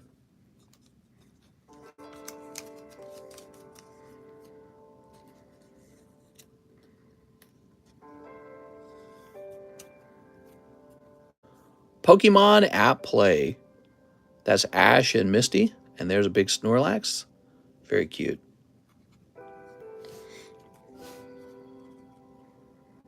I really like this card. You can actually pull this as a holographic.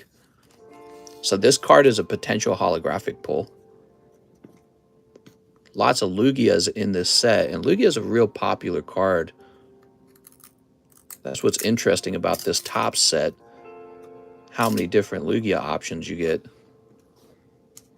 But some of the Lugia cards are better than others, like that one that really features Lugia across the entire card. A lot of Zapdos, Articuno, and Moltres in this set as well. Snorlax there, and Ash. Okay. Nothing like listening to Mister on my way to work. You have a nice day at work, man.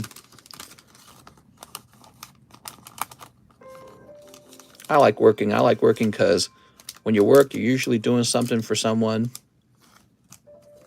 It's about being useful, you know? I like feeling useful.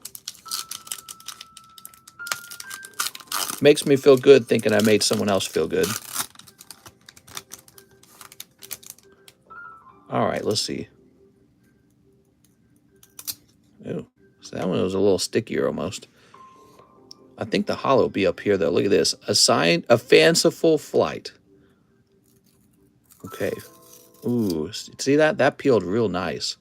However, I think that hollow is not a real impressive hollow. What's going on in this hollow? Peace is restored. I see that it's Articuno, Moltres. That might be Zapdos. But they're actually so small on the card. How can you appreciate them? You know, ooh, that's a cool one.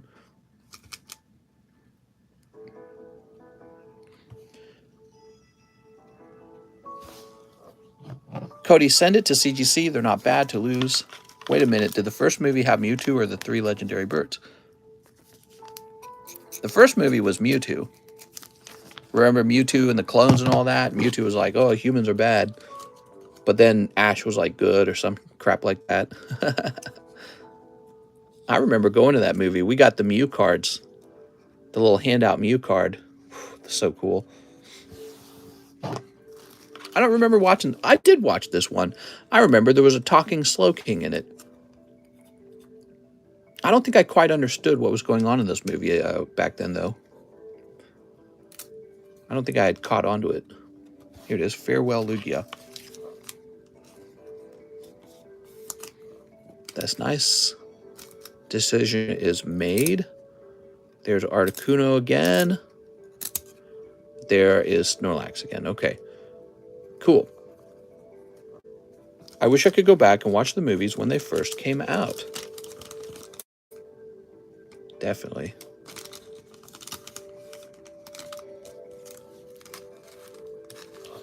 Okay, that was for our bestie, Brock McDowell. Thanks, Brock. We took those times for granted. Yeah.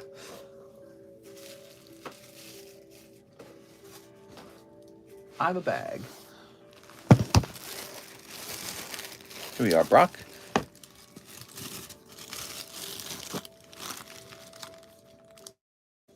Oh, Brock McDowell, you've been opening up a lot of these cards, huh? So, Brock, this is from a new box, and you'll notice that it is a bit of a cheaper price, too. Isn't that nice?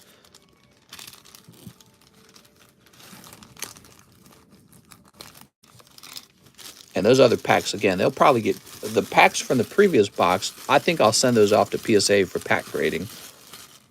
Are you okay? You sound a little quiet. Oh, I'm fine. Yeah, I'm just comfortable. Going real slow. We don't want to mess those up. Those top pack openings. Just taking my time. Maybe I'm a little sleepy because, you know, I go to bed right after the stream ends, right? That's why you guys hear me yawning.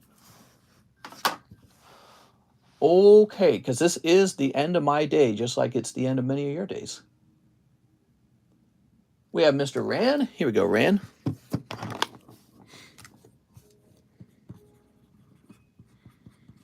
There we go. Yeah, that's a nice one.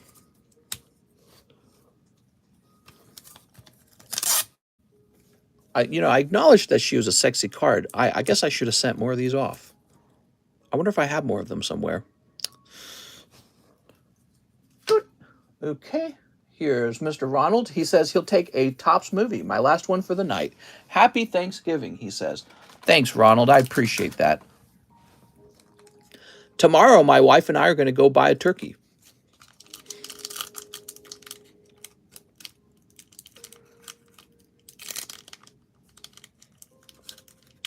Hate it when that doesn't tear just right.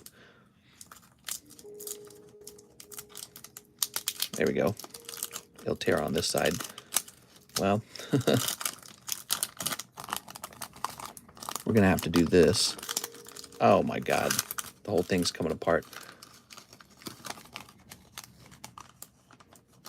There we go. Okay, excellent.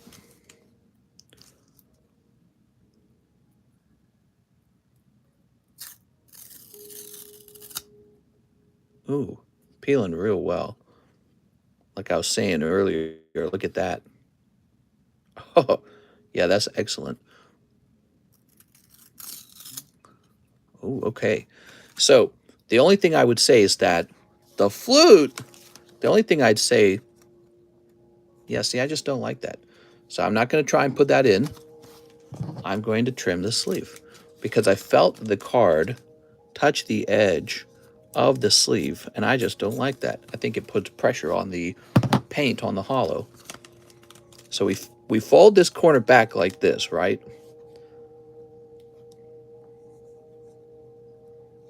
That's why I'm so good at sex, guys. There we go. All right, there we go.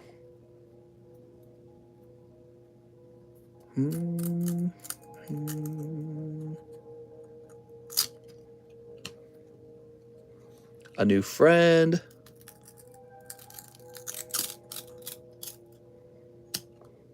Oh, see, look at that. That's an excellent pull. Lugia Rises. Okay.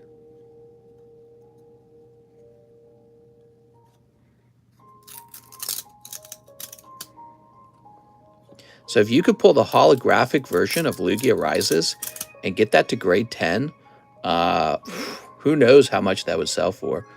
I would not be surprised if a card like that sold for around 700, with it being Lugia and all. Oh, even this is cool. Look at that. Recognize that card?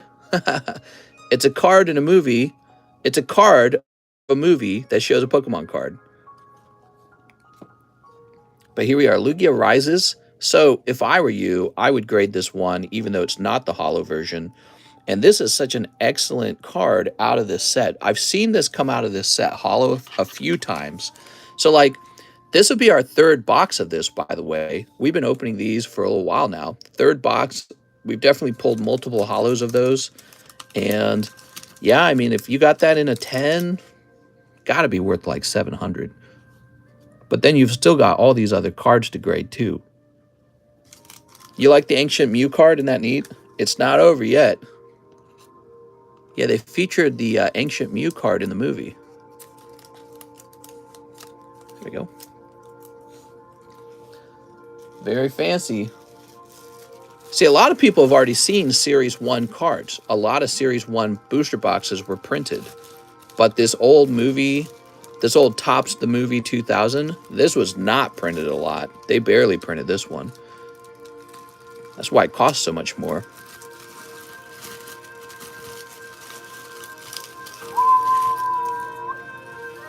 Man, I love this song that's playing right now. Okay. Here's Aaron Searles. He says, Silver Tempest, 360 ladder stall, no scope. Oh my God, a collateral. Okay. Aaron Searles. Where do you two eat out? Radiant Serena. What about the Detective Pikachu movie? There's some Detective Pikachu booster packs out there. We used to sell them. I stopped selling them because they're kind of simple. They're too simple. I live, says Ukino. Ugh, here we go. Mr. Aaron. When you ran and you're lonely and you have no cake, cum that amore. When you're ran and you're lonely and you have no cake. Is that how it goes? I don't know if that's right. So, ta-da! I think we're done for tonight. It's 3 a.m.